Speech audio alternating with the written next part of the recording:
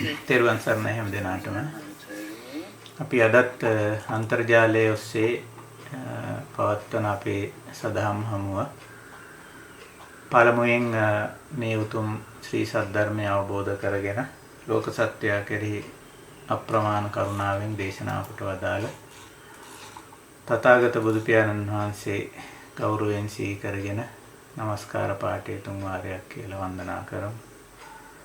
නමෝ තස්ස භගවතු අරහතෝ සම්මා සම්බුද්දස්ස නමෝ තස්ස භගවතු අරහතෝ සම්මා සම්බුද්දස්ස නමෝ තස්ස භගවතු අරහතෝ සම්මා සම්බුද්දස්ස සාදු සාදු සාදු. තෙරුවන් සරණයි.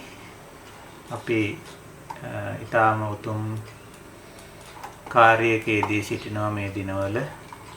අපේ ධර්ම අවබෝධයේ පිණිස අපි දහම් හමුවක් පවත්වනවා මේ විදිහට. බොහෝ දෙනා නිවෙස්වල ගත කරන කාලයක් නිසා ඒ වගේම අපේ ධර්ම මාර්ගයේ යන හැම දිනාටම පොදුවේ ප්‍රයෝජනවත් වෙන කරුණු කීපයක් පැහැදිලි කරගමු කියලා යෝජනා වෙලා තිබුණා. ඒ කරුණු වලින් මම පළමුවෙන් තෝරාගත්ත මේ විපස්සනා කියන කාරණේ අපිට මතක් කරලා තිබුණා මේ විපස්සනා පිළිබඳව සාකච්ඡා කරමු කියලා. ඒ අනුව විපස්සනා පිළිබඳ යම් අදහසක් ඇති කරගන්න අද අපි උත්සාහ කරමු. විදර්ශනා ඥානය කුමක්ද? ඒ දියුණු කරගන්නේ කෙසේද?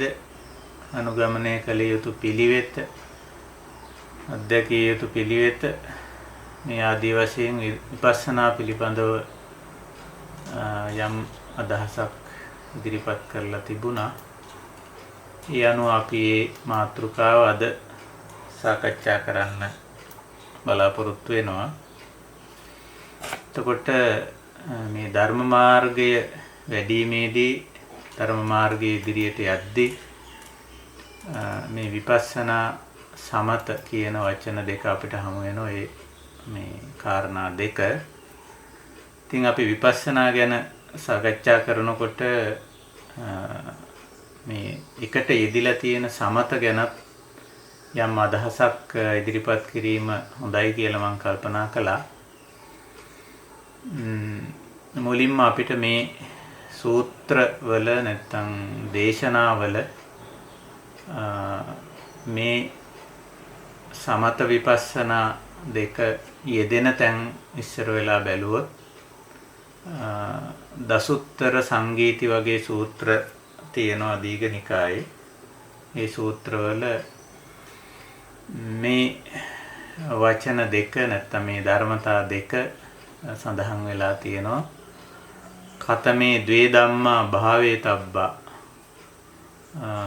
භාවේ තබ්බ ධම්ම ගණේට තමයි මේවා වැටෙන්නේ. භාවේති කියන්නේ වඩනවා, වැඩි දියුණු කරනවා, පුහුණු වෙනවා කියන අර්ථය. සමතෝච විපස්සනාච ඉමේ ද්වේ ධම්මා භාවේ තබ්බා යනුවෙන් දීඝනිකායේ දසුත්තර සූත්‍රයේ සඳහන් වෙනවා. ඒ වගේම මජ්ක්‍ධිම නිකායේ මහා සලායතනික සූත්‍රයේ කතමේච භික්ඛවේ ධම්මා අභිඤ්ඤා භාවේ තබ්බා සමතෝච විපස්සනාච ඉමේ ධම්මා අභිඤ්ඤා භාවේ තබ්බා කියලා බුද්ධ දේශනාවක් මහා සලායතනික සූත්‍රයේ. ඒකෙදිත් බුදු පියාණන් වහන්සේ පැහැදිලි කරනවා මේ අභිඤ්ඤා භාවේ තබ්බා. එතන භාවේ තබ්බා කියලා විතරක් නෙවෙයි සඳහන් වන්නේ අභිඤ්ඤා භාවේ තබ්බා කියලා. ඒ කියන්නේ වැඩි යුතුයි එහෙත් මනා නුවණින් යුක්තව වැඩි යුතු ධර්මතා දෙකක් නිසි ආකාරයෙන් නිසි අවබෝධයෙන් අභිඥා කියන වචනය අපි නිතරම පාවිච්චි කරන්නේ නිසි අවබෝධයෙන් කියන අර්ථයෙන්. නිසි අවබෝධයෙන් යුතුව වැඩි යුතු ධර්මතා දෙක හැටියට සමතෝච විපස්සනාච ඉමේ ධම්මා අභිඥා භාවේ තබ්බා. මේ ධර්මතා නැත්තම් මේ දේවල් ධම්මා කියන වචනේ තමයි සඳහන් වෙන්නේ. අභිඥා භාවේ තබ්බා. නිසි අවබෝධයෙන් යුතුව වැඩිම කළ යුතුයි කියලා සඳහන් වෙනවා. ඊළඟට මේ සමත සහ විපස්සනා කියන මේ ධර්මතා දෙක නැත්තම් මේ කුසලතා දෙක විස්තර කරනවා. මම ඔයත්තන්ට බලා ගන්න කියලා ඉන් උද්ෘතයකුත් ඇතුල් කරලා ඇති. ඒවයි මම සිංහල පරිවර්තනය දැම්මේ නැහැ. වම් පැත්තෙන් බැලුවොත් ඒක බලා ගන්න පුළුවන්. සමත විපස්සනා බොහෝ තැන්වල විස්තර කරන විදිය. අවික්ඛේපට්ඨේන සමතෝ අනුපස්සනාට්ඨේන විපස්සනා. ওই විදිහට තමයි බොහෝ තැන්වල සමත සහ විපස්සනා පැහැදිලි කරන්නේ. මොකද්ද මේ කියන්නේ? සමතය විස්තර කරන්නේ අවික්ඛේපට්ඨේන. අවික්ෂේප ඒ කියන්නේ මනසේ හිතේ වික්ෂිප්ත භාවයක්, විසිරුණු බවක්, එහෙ මෙහෙ යන ගතියක්, අරමුණෙන් අරමුණට පනින ගතිය නැති ස්වභාවයයි. දැන් වික්ෂේප කියන්නේ ඔය එහෙ මෙහෙ යන ගතිය, අරමුණෙන් අරමුණට පනින ගතිය, එක අරමුණක නොපිහිටින ගතිය, නොසන්සුන් ගතිය තමයි වික්ෂේප කියන්නේ. එතකොට අවික්ෂේප කියන්නේ එසේ නොවන ස්වභාවය. එක අරමුණක පවතින ගතිය. මෙතන විශේෂයෙන් එක අරමුණක පවතින කිව්වම මේ මෙතන ඇත්තටම අදහස් වෙන්නේ මේ සමතයත් අපි තේරුම් ගන්න ඕන මේ සමතේ තියෙන මේ මෙතන බුදුදහමේ සමතේ අදහස් කරන්නේ සිහිනුවන උපද්දාගෙන සිහිනුවනින් යුතුව එක අරමුණක හිත පවත්වා ගැනීම කියන එකයි. හැබැයි එහෙම නොවන අවස්ථාත් පෙන්නනවා දහමේ. එක අරමුණක ඒකාග්‍රතාව කියන වචනේ යොදලා තියෙන සමහර තැන්වල. ඒකාග්‍රතාවය අවික්ෂේප ගතිය, නොවිසිරුණු ගතිය, එක අරමුණක හිත පවතින ගතිය සිහිනුවණින් තොරව තියෙන අවස්ථාවක් තියෙනවා. ඒක නිසා විශේෂයෙන් මේ සමත කියන වචනයෙන් බුදුදහමේ අදහස් කරන්නේ සිහිනුවණින් යුක්ත පුද්ගලයා කුසලමය අරමුණක හිත නැත්තම් තමන්ගේ අවධානය මනස දිගට පැවැත්වීම. මේ විදිහට ඊළඟට සමතේ තවත් තැන්වල අටුවාවල එහෙම විස්තර කරලා තියෙනවා. සමතෝති චිත්ත ඒකාග්‍රතාව කියලා. හිතේ ඒකාග්‍රතාවයේ ඒ අරමුණක පිහිටා සිටින ස්වභාවය සමත කියලා. ওই විදිහට. එතකොට ඔය මම ඔයත්තන්ට පේනවා යටින් උද්දෘත කරලා තියෙන ඔය උද්දෘතය මම ගත්තේ පේටකෝපදේශ පාළි කියන කෘතියෙන්. ඒක තියෙන්නේ කුද්දක නිකායේ. එතන සමතය විස්තර කරපු විදිහ බලන්න. තත්ත කතමෝ සමතෝ යා චිත්තස්ස ටිති සන්ටිති අවට්ඨිති ඨානං ප ဋ ාණං උපට්ඨානං සමාධි සමාධානං අවික්ඛේපෝ අවිප්පටිසාරෝ වූපසමෝ මනසෝ ඒකග්ගං චිත්තස්ස ඒකග්ගං අයං සමතෝ කිය. එතකොට ඔය වචන ගොඩක් එතෙන්දී කිට්ටු කරලා තියෙනවා. හුඟක් තැන්වල සමතේ සඳහා යෙදෙන බොහෝ වචන එතන එකතු කරලා තියෙනවා.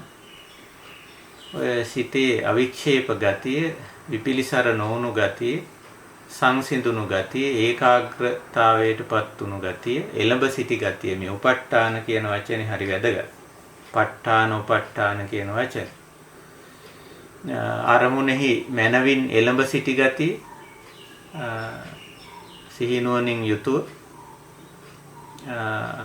ඒකයි. විශේෂයෙන් මෙතන සමතෝ කියනකොට අපේ දහමේ සතිය ඇතුළත්. සිහිනුවණින් යුතුව අරමුණෙහි එළඹ සිටින ගතිය තමයි සමත කියලා කියන්නේ. ඉතින් අපි අවධානය සමතය ගැන නොවේ විපස්සනා ගැනයි. අපි මගෙන් අහලා තිබුණේ විපස්සනා පිළිබඳව පැහැදිලි කිරීමක් කරන්න කියලා. එතකොට විපස්සනා පැහැදිලි කරන්නේ අනුපස්සනට්ඨේන විපස්සනා කියලා. බොහෝ තැන්වල. ඔය පේටකෝපදේශයේත් එහෙමමයි පැහැදිලි කරන්නේ. අනුපස්සනට්ඨේන. අනුපස්සනා කියන වචනේ අපි අහලා තියෙනවා. විශේෂයෙන් සතර සතිපට්ඨානයේදී කාය අනුපස්සනා, වේදනා අනුපස්සනා, චිත්ත අනුපස්සනා, ධම්ම අනුපස්සනා කියලා මේ අනුපස්සනාව දක්වලා තියෙනවා. එතකොට විපස්සනා පැහැදිලි කරන්නේ අනුපස්සනා අර්ථයෙන් විපස්සනා කියනවා කියලා. එතකොට අනුපස්සනා කියලා කියන්නේ දහමට අනුව දැකීම කියන එක. ස්වභාවිකත්වයට අනුව දැකීම කියන අදහසයි අනුපස්සනා කියලා කියන්නේ. දැන් කාය අනුපස්සනා කිව්වොත් එතන අදහස් කරන්නේ ශරීරය ස්වභාවික විදිහටම ඒක ඇති ආකාරයෙන් සබාධමට අනුවම යථා ස්වභාවයම දැකීම. වේදනානුපස්සනා කිව්වම ඒත් එහෙමයි. වින්දනය කියන ධර්මතාවයේ යථා ස්වභාවයම දැකීම. ඒකේ ස්වභාවිකත්වයේ දැකීම. ඒක අස්වාභාවික කරගන්නේ නැතු. චිත්ත ධම්ම කියන අනුපස්සනාවලදීත් ඒත් එහෙමයි. එතකොට දැන් විපස්සනා පැහැදිලි කරන්නේ අනුපස්සනා අර්ථයෙන් විපස්සනා කියනු ලැබේ. යමක් දහමට අනුව දකිනවා නම් අන්න ඒක විපස්සනා කියලා. ඊට පස්සේ විපස්සනාව තව ටිකක් විස්තර කරනවා. ඔය මම උද්දෘත කරලා තියෙන පේටකෝපදේශ පාළියේ බලන්න ඒකේ විපස්සනාව තව ටිකක් පැහැදිලි කරනවා. කොහොමද ඒක පැහැදිලි කරන්නේ? තත්තකතමා විපස්සනා. විපස්සනා කියන්නේ කුමක්ද? මම පාලි පාඨයේ කියවන්නම්. ඛණ්ඩේසුවා ධාතුසුවා ආයතනේසුවා නාම රූපේසුවා පටිච්ච සමුප්පාදේසුවා පටිච්ච සමුප්පන්නේසු ධම්මේසුවා දුක්ඛේසුවා සමුදයේසුවා නිරෝධේවා මග්ගේවා කුසල කුසලේසුවා ධම්මේසුවා සාවජ්ජනවජ්ජේසුවා කන්හ සුක්ඛේසුවා සේවිතබ්බ අසේවිතබ්බේසුවා සෝ යථා භූතං විචයෝ පවිචයෝ විමංසා පරිවිමංසා ගාහනා අග්ගාහනා පරිග්ගාහනා චිත්තේන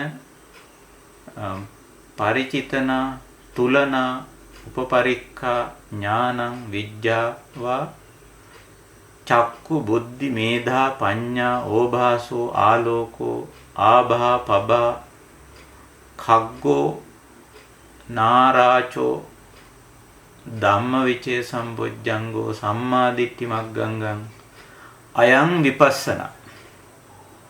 ටිකක් පුළුල් විදිහට විපස්සනාව විස්තර කරනවා. එතකොට මේක අපි ටිකක් තේරුම් ගන්න බලමු. එතකොට මේ මුලින් කිව්වා විපස්සනා කියලා කියන්නේ අනුපස්සනාර්ථයෙන් විපස්සනා කියනවා කියලා. යම් කිසි දෙයක යථා ස්වභාවයම දැකීම විපස්සනාවයි කියලා. එතකොට මොනවයි යථා ස්වභාවයද දකින්නේ කියන තැන තමයි මේ විස්තර කරන්නේ කන්දේසුවා. කන්ද කිව්වේ පංචස්කන්ධ.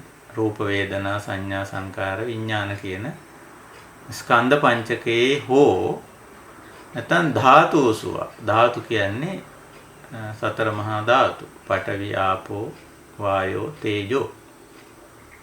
ආයතනේසුවා. ආයතන කිව්වේ සලායතන. චක්කු සෝත ගාන જીවහා කාය මන කියන ආයතන 6. නාම රූපේසුවා. එතෙන්දිත් නාම රූප කියනකොට නාම කියන්නේ වේදනා සංඥා චේතනා පස්ස මනසිකාර කියන නාම ධර්ම. රූප කියන්නේ සතර මහා භූත. සතර මහා භූත වලින් සකස් වුණු උපාදාය රූප. ඊට පස්සේ පටිච්ච සමුප්පාද කියන්නේ හේතුඵල ධර්මතාවය. ඉමස්මින් සති ඉදං හෝති ඉමස්ස උප්පාදා ඉදං උප්පජ්ජති ඉමස්මින් අසති ඉදං හෝති ඉමස්ස නිරෝධා ඉදං නිරුජ්ජති. ඒක තමයි පටිච්ච සමුප්පාදය කියලා කියන්නේ. වාක්‍ය 4කින් පැහැදිලි කරලා තියෙන්නේ. මේ ඇති කල්හි මෙය වෙයි. මෙය හට ගන්නා විට මෙය හටගනි. මෙය නැති කල්හි මෙය නොවේ. මෙය නිමා වෙනකොට මෙය නිමා වෙයි. ආදී වශයෙන් ওই වාක්‍ය 4කින් තමයි පටිච්ච සමුප්පාදය පැහැදිලි කරලා තියෙන්නේ. ඊට පටිච්ච සමුප්පන්නේසු ධම්මේසු. පටිච්ච සමුප්පන්න ධර්ම කියලා කියන්නේ මේ හේතුඵල ධර්මතාවයේ අනුව පැහැදිලි කරනු ලැබූ ධර්මතා. දැන් ප්‍රධාන වශයෙන් ඔය අවිජ්ජා පත්‍ය සංඛාරා සංඛාර පත්‍ය විඥානං ආදී වශයෙන් දක්වන මේ ධර්මතා. මේ පටිච්ච සමුප්පන්න ධර්ම ප්‍රසිද්ධ ඒ ටික තමයි. ඊට අමතරව තවත් ධර්මතා තියෙනවා. පටිච්ච සමුප්පන්න ධර්ම. ඉතින් මෙතන මූලික වශයෙන් අදහස් කරන්නේ පටිච්ච සමුප්පන්න ධර්ම හැටියට ඔය අවිජ්ජා පත්‍ය සංඛාරා ආදී කියන ධර්මතා. පටිච්ච සමුප්පන්නේසු වා ධම්මේසු කිව්වේ ටික. ඊළඟට දුක්ඛේසු වා සමුදයේසු වා නිරෝධේවා මග්ගේවා. ඒ කිව්වේ චතුරාර්ය සත්‍ය ධර්මතා. ඒවා පිළිබඳව ඇති කරගන්නා ඒවා යථා පරිදි අවබෝධ කර ගැනීම. චතුරාර්ය සත්‍ය ධර්ම. ඊළඟට කුසලේසු වා ධම්මේසු. කුසල අකුසල ධර්ම පිළිබඳ අවබෝධය. සාවජ්‍ය අනවජ්ජේසු වා මේ සදොස් සහ නිදොස්. නිවැරදි දේ කුමක්ද වැරදි දේ කුමක්ද කියලා දැන ගැනීම. කන්හ සුක්කේසු වා. කන්හ කිව්වේ නිකන් සාමාන්‍ය අර්ථයේ කළු කියන එකයි. නමුත් මෙතන අදහස් කරන්නේ දුක ඇති කරන අසිෂ්ට අයහපත් කියන අර්ථයයි කන්හ කියන්නේ. සුක්ක කියන්නේ සාමාන්‍ය අර්ථයේ සුදු. නමුත් ධර්මාර්ථයේ වෙන්නේ යහපත ඇති කරන යහපත් වූ නිවැරදි කියන අර්ථය. කන්හ සුක්කේසුවා. සේවිතබ්බ අසේවිතබ්බේසුවා. මේ සේවනය කළ යුතු සේවනය නොකළ යුතු. ඇසුරු නොකළ යුතු ඇසුරු නොකළ යුතු. ඇසුරු කළ යුතු ඇසුරු නොකළ යුතු කියන අර්ථයයි සේවිතබ්බ අසේවිතබ්බ කියන්නේ. ඔන්නෝය ආදී වශයෙන් යථා භූතං ඒවයි යථා ස්වභාවය ඔය කියන ලද ධර්මතාවය උදාහරණ වශයෙන් ටිකක් කියලා තියෙන්නේ. උපමන ඔය ටික විතරයි කියලා හිතන්න අවශ්‍ය නැහැ. ඔන්න ඔය වගේ නිවනට අදාළ වන්නා වූ ධර්මතාවල යථා භූතං යථා ස්වභාවය ඇති තතු ඇත්ත తত্ত্বය තතතාව විචයෝ පවිචයෝ විමර්ශා පරිවිමර්ශා ඒ වචන මාලාවෙන් කියවෙන්නේ මනවින් විමසා දැන අවබෝධ කර ගැනීම කියලා. ඒතේ වචන ගණනාවක් එතන දීලා තියෙනවා. විචයෝ පවිචයෝ මේ වචන වලින් කියන්නේ විමසා බලනවා මනවින් විමසා බලනවා කියන එක. විමර්ශා පරිවිමර්ශා ඒත් එහෙමයි. විමසා බලනවා හොඳින් විමසා බලනවා. ගාහන අග්ගාහන පරිග්ගාහන කියන වචන වලින් අදහස් කරන්නේත් ඒකමයි. ඉතින් ඒක මනවින් නිවැරදිව ග්‍රහණය කිරීම. ආත්පසින්ම ඒක ග්‍රහණය කිරීම කියන අර්ථය. ඒ පරිචිතන මන පරිචයක් ප්‍රවීණතාවක් ඇති කර ගැනීම. තුලන සංසන්දනය කොට බැලීම. උපපරික්ඛා මේ ගැඹුරින් සලකා බැලීම. ඥානං විද්‍යා චක්කු බුද්ධි මේධා පඤ්ඤා ඕභාසෝ ආලෝකෝ ඔය ඔක්කොම වචන වලින් කියවෙන්නේ සම්මා දිට්ඨි මග්ගංගම් දක්වා අර මනසින් සිහිනුවන මනවින් යොදලා ඉහතකී ධර්මතාවල යථා භූතං යථා ස්වභාවය ඇති තතු අවබෝධ කර ගැනීම. ඒක තමයි විපස්සනා. තවදුරටත් මේක යටට විස්තර කරනවා. තේනේසා විපස්සනා ඉති උච්චති විවිධාවා ඒසා විපස්සනාති තස්මා ඒසා විපස්සනාති උච්චති. මේ විදිහට විවිධ අරමුණු නැත්නම් විවිධ දේවල් වල යථා ස්වභාවය අවබෝධ කර ගැනීම විපස්සනාවයි. ඒ තවදුරටත් කියන ද්වේදා චේසාහි විපස්සනා ධම්ම විපස්සනාති උච්චති කියලා.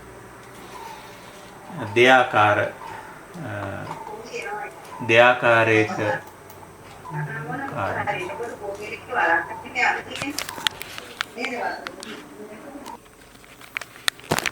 එතකොට විපස්සනා දෙයාකාර දෙපැත්තක් කියලා ඊළඟට තවදුරටත් විස්තර කරන ද්විදා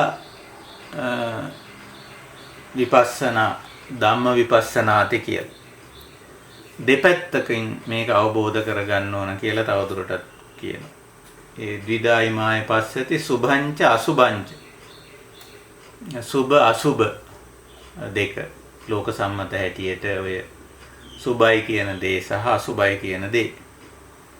ඊළඟට ධර්මානුකූලව සුභ අසුභ කියලා දෙකක් තියෙනවා. කන්හංච සුක්ඛංච අර උඩින් කන්හ සුක්ඛ කියලා කිව්වේ දෙපැත්තම අවබෝධ කර ගැනීම. සේවිතබ්බංච අසේවිතබ්බංච. සේවනයේ කළ යුතු දේ සේවනයේ නොකළ යුතු දේ. කම්මංච විපාකංච. කර්මයයි ඵලයයි. බන්ධංච විමුක්ඛංච. බන්ධනයේ සහ මිදීම. බැඳීම සහ මිදීම කියන දෙක. ආචයංච අපචයංච. ග්‍රහණය කිරීම සහ ග්‍රහණය නොකිරීම. පවත්තිංච නිවත්තිංච. පැවැත්මයි නැවැත්මයි. සංකිලේසංච වෝදානංච. කෙලසීමයි පිරිසිදු වීමයි. ආදී වශයෙන් ද්විදා විපස්සනා ධම්ම විපස්සනාති උච්චති. මේ දෙයාකාරයේම යථා ස්වභාවය දැකීම. එක පැත්තක් නෙවෙයි. දැන් සුභ කියන එකේ යථා ස්වභාවයයි අසුභ කියන එකේ යථා ස්වභාවය. මේ ධර්මතා දෙකේම යථා ස්වභාවය දැකීම. කන්හ සහ සුක්ඛ කියන දෙකේම යථා ස්වභාවය දැකීම. මේ ආදී වශයෙන් දෙපැත්තම දැකීම විපස්සනා කියලා කියනවා. ওই විදිහට විපස්සනා කියන ස්වභාවය අපේ විස්තර කරන්නේ ධර්මයේ ওই විදිහටයි. ඉතින් දැන් මේ අපි ගත්ත කාරණා වලින් උදාහරණයක් දෙකක් අපි ගමු. මෙතන ඉදිරිපත් කරපු තත්තකතමා විපස්සනා කන්දේසුවා ධාතුසුවා ආයතනේසුවා නාම රූපේසුවා. දැන් මේ මාතෘකාව ඔස්සේ දිගට ඉදිරියට ගියොත් අපිට මේ හැම ධර්මතාවකම විදර්ශනාව ස්කන්ධ පිළිබඳ විදර්ශනාව කුමක්ද? ධාතු පිළිබඳ විදර්ශනාව කුමක්ද? ආයතන පිළිබඳ විදර්ශනාව කුමක්ද? නාම රූප පිළිබඳ විදර්ශනාව කුමක්ද? පටිච්ච සමුප්පාදයේ පිළිබඳ විදර්ශනාව ආදී වශයෙන් හැම ධර්මතාවයකම යථා ස්වභාවයේ දැකීම. හෙවත් විපස්සනාව අපිට සාකච්ඡා කරන්න වෙනවා. ඉතින් මෙතෙන්දී මේ පීඨකෝපදේශයේ කියලා තියෙන පිළිවෙල කෙසේ වෙතත් අපි නාම රූප වලින් පටන් ගත්තොත් විපස්සනාව වඩා සුදුසුයි. මොකද හැම ධර්මතාවයකම මූල අවස්ථාව වෙන්නේ නාම සහ රූප. දැන් මේ කන්ද ධාතු ආයතන මේ වගේ දේවල් කතා කරනකොට විශේෂයෙන් කන්ද ආයතන සකස් වෙන්නේ නාම සහ රූප වලින්. ධාතු කියන්නේත් රූපවල මුල් අවස්ථාව. නාමයි රූපයි තේරුම් අර ගැනීම හරහා මේ විපස්සනාව සාකච්ඡා කිරීම වඩා යෝග්‍යයි කියලා මට හිතෙනවා.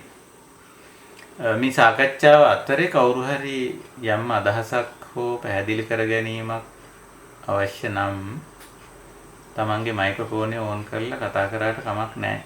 මට ඇහෙනවා ඒක. ඒක කතා කරගෙන මේක ධර්ම සාකච්ඡාවක් නිසා එහෙම කතා කරාට වැරද්දක් නැහැ. ඒක බාධාවක් හැටියට සැලකෙන්නේ නැහැ. එතකොට අපි විපස්සනාව නැත්නම් යථා ස්වභාවයේ දැකීම අපි පටන් ගන්න ඕන නාම සහ රූපවල. ඒනොත් රූප තමයි අපි වඩා පහසු මුලට ගන්න.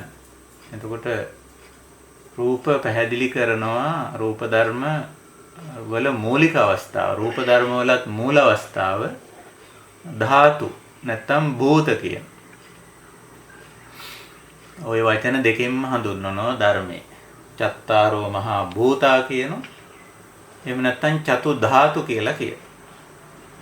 මේ රූප ධර්ම වල මූලික අවස්ථාව. බාධා කරාට කමක් අහන්න. මම දේශනාවකදී අහනවා මේක අද කතා කරපු ලොකු දෙයක් කීයේ මම අහනවා. ඒ කියන්නේ විදර්ශනාව හරියට පුහුණු කරපු නැති අය, ඒ කියන්නේ සාමාන්‍යයෙන් ජීවිතේ හැම මොහොතකදීම දුක කියන අවස්ථාවේදී හඬනේවා දුක දැනෙනේවා කියන ඒවා දැනෙනවා නම් ඔහු විදර්ශනාව පුහුණු කරපු කෙනෙක් නෙමෙයි කිය. මේක එහෙමද? මම හිතන්නේ මේ ප්‍රශ්නෙට දැම්ම උත්තරේ අපි සපයන එක වට වැඩිය අපි විදර්ශනාව ටිකක් කතා කරමු. එතකොට ওই ප්‍රශ්නෙට අපිට උත්තරේ ලැබෙයි. නේද? ඔව්. මම හිතනවා එහෙම යමු කියලා. හොඳයි. එතකොට අපි විදර්ශනාව කොතනින්ද පටන් ගන්න මේ යථා ස්වභාවයේ දැකීම, ඇතිතතු දැකීම කොතනින්ද පටන් ගන්න කියන එකේදී අපි ඊට වඩා සුදුසුයි නාම රූප වලින් පටන් ගන්න. ඒකෙත් රූප වලත් මුල් අවස්ථාව වෙන්නේ ධාතු නැත්තම් භූත. මේවා ගැන හුඟ දෙනෙක් දන්නවා. ධාතු 4 නැත්තම් 4 මහා භූත කියන්නේ භෞතික දේවල් වල යම් ස්වභාවයන් 4ක්. පඨවි ආපෝ ආයෝ තේජෝ කියලා. මේක ගැන මම හිතන්නේ හැම දිනාටම වගේ අවබෝධයක් තියෙනවා. පඨවි කියන්නේ මේ රූප ධර්ම නැත්තම් භෞතික දේවල් අපිට ඝනට, තදට, ගොරෝසුවට, බරට, අයියට දැනෙන අවස්ථාව. එතකොට ඒක භෞතික දේවල් එහෙම අපිට හඳුනා ගන්න පුළුවන්. තදට, ගොරෝසුවට කක්කලං කරිගතං උපාදින්නම් කියලා දක්වලා තියෙනවා ධර්මයේ. කරකශට, ගොරෝසුවට ගලා යන්නේ, හමා යන්නේ නැතුව එක තැනක පවතින ලක්ෂණය පඨවි ගතිය කියලා. ඊළඟට ආපෝ කියන්නේ ඒ භෞතික දේවල්ම තියෙනවා ගලා යන ස්වභාවයෙන් වැగిරෙන වැක්කිරෙන ගලාගෙන යන ස්වභාවයෙන් තියෙන. ඒ කියන්නේ භෞතික දේවල්ම තමයි. නමුත් අර පඨවි තරම් ඝනත්වයකින් නැහැ. ඝනකම අඩු වෙනකොට ඒක ගලාගෙන යනවා වැగిරෙනවා වැක්කිරෙනවා. ආපෝ කියලා ඒ අවස්ථාව හඳුන්වන්නේ. එතකොට මේ භෞතික දේවල් වලම අවස්ථා හතරක් ඇත්ත වශයෙන්ම පෙන්නන. ස්වභාවයන් හතරක්. ඊළඟට වායෝ. තවත් සැහැල්ලු වුණාම හමා යන, පාවෙලා යන ස්වභාවයනොත් පවතිනවා. භෞතික දේවල්. ඊළඟට තේජෝ කියන්නේ යම් යම් ශක්ති විදිහට සීතල උෂ්ණ ආදී ශක්තියින් විදිහට වර්ණ ගන්ධ රස ගුණ ආදී විදිහට පවතිනවා භෞතික දේවල්. එතකොට ඒව හඳුන්වන්නේ තේජෝ කියලා. තේජෝ කියන්නේ අර උත්තේජනය කරන අර්ථයෙන් තේජෝ කියලා කියන්නේ. ඔය විදිහට මේ භෞතික දේවල් ද්‍රව්‍යමය දේවල් මූලික වශයෙන් අපේ ධර්මයේ සතරාකාරයකින් පැහැදිලි කරනවා. ඒ සතර මේ චත්තාරෝ මහා භූතා හතර උපාදාය වෙනවා. උපාදාය කියලා කියන්නේ විවිධ විදිහට ගොනු වෙනවා, එකතු වෙනවා. ඒක ස්වභාවයෙන්ම සිද්ධ වෙන දෙයක්. හේතුඵල ධර්මානුකූලව සිද්ධ වෙන දෙයක්. ඒ ගොනු වුණාම ඒ ගොනු වෙන ආකාරය, ගොනු වෙන ප්‍රමාණය, ගොනු වෙන ස්වභාවය අනුව සකස් වෙන දෙයක් තියෙනවා. ඒකට කියන්නේ උපාදාය රූපය කියලා. අපේ දහම් චත්තාරෝච මහා භූතා චතුන්නංජ මහා භූතානං උපාදාය රූපං. ඔන්න දැන් රූපං කියන එක දිගන්නේ ඇත්ත වශයෙන්ම මෙන්න මේ උපාදාය රූපේ තමයි. අර සතර මහා භූත එකට ගොනු වීමෙන්, එකතු වීමෙන් ඇති වෙන නව දේ. ඒක ඇහැට පේන, කනට ඇහෙන, නාසයට, දිවට, කයට දැනෙන දෙයක්, රූප ධර්මයක්. එතකොට ඒ රූප ධර්මයේ උපාදාය රූපය කියලා අපි ඒකට කියන්නේ. දැන් සරල උදාහරණයක් ගත්තොත් මේ උපාදාය රූප හරි සංකීර්ණ, විවිධයි, විචිත්‍රයි, විසමයි. ඒවයි විවිධ ශක්තියින් තියෙන, වර්ණ ගන්ධ රස ගුණ තියෙන, බල තියෙන, ඒවයි ක්‍රියාකාරීත්වයන් තියෙන, හැකියාවන් තියෙන. උදාහරණයක් හැටියට මේ දවස්වල සකස් වෙලා තියෙන උපාදාය රූපය මේ වෛරස් එක, ඒක උපාදාය රූපයක්. මේ සතර මහා භූත කිසියම් ආකාරයකින් ගොනු වීමෙන් සකස් වෙච්ච දෙයක්. ඒ රූප ධර්මයක් මේ. බලන්න මේ රූප ධර්මයේ තියෙන ක්‍රියාකාරීත්වය. ඒක යම්කිසි විදිහක සතර මහා භූත ගොනු වීමෙන් හටගත්ත දෙයක්. එතකොට ඒකට තියෙන යම්කිසි හැඩයක්. දැන් ඔය කුඩා මයික්‍රෝ අනුදක්නයකින් බලලා ඒකේ හැඩේ පෙන්වලා තියෙනවා. නිකන් මේ රඹුටන් ගෙඩියක් වගේ නැත්තම් ඒ වගේ හැඩයකින් යුක්ත එකක්. එතකොට ඒකේ ක්‍රියාකාරීත්වයක් තියෙනවා. ඒකේ යම්කිසි ආකාරයකට ක්‍රියාකාරී වෙනවා. යම් තැන්වලදී ඒක ක්‍රියාකාරී වෙන විදිහ පෙන්වලා තියෙනවා. සාමාන්‍ය තැනකට වැටුනොත් ඒක මෙච්චර කාලයක් පවතිනවා. ප්ලාස්ටික් තැනක එකකට වැටුනොත් මෙච්චර කාලයක්. මහ පොළොවට වැටුනොත් මෙච්චර කාලයක්. මනුස්ස ශරීරය ඇතුළු වුණොත් මේ විදිහට ක්‍රියාත්මක වෙනවා. එතකොට මේ උපාදාය රූපය, සතර මහා භූත ගොනු වෙලා සකස් වෙන උපාදාය රූපය අපිට කියන්න බෑ නිශ්චිතවම මෙන්න මේ විදිහයි මේකයි කියලා. විවිධත්වයක්, විචිත්‍රත්වයක්, විෂමත්වයක්. මේ ක්‍රියාකාරීත්වය විවිධාකාරයි. එතකොට දැන් මේ අපි අත්දකින්නේ අත්විඳින්නේ අපි මේ දවස්වල කතා කරන්නේ සතර මහා භූත එකතු වීමෙන් සකස් වෙච්ච අලුත් උපාදාය රූපයක්. මේක කලින් හොයාගත්තේ නැති නිසා කලින් එහෙම එකක් අඳුනගෙන තිබුණ නැති නිසා මේ උපාදාය රූපේට නමකුත් දීලා තියෙනවා.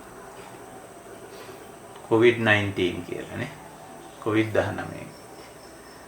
දැන් ওই විදිහට සතර මහා භූත ගොනු වීමෙන් විවිධාකාර උපාදාය රූප සකස් වෙනවා. ඉතින් මේ උපාදාය රූප වල යථා ස්වභාවය කුමක්ද? ඔන්න දැන් විපස්සනාවට එනවා. ඔය මං සරල උදාහරණයක් කිව්වේ.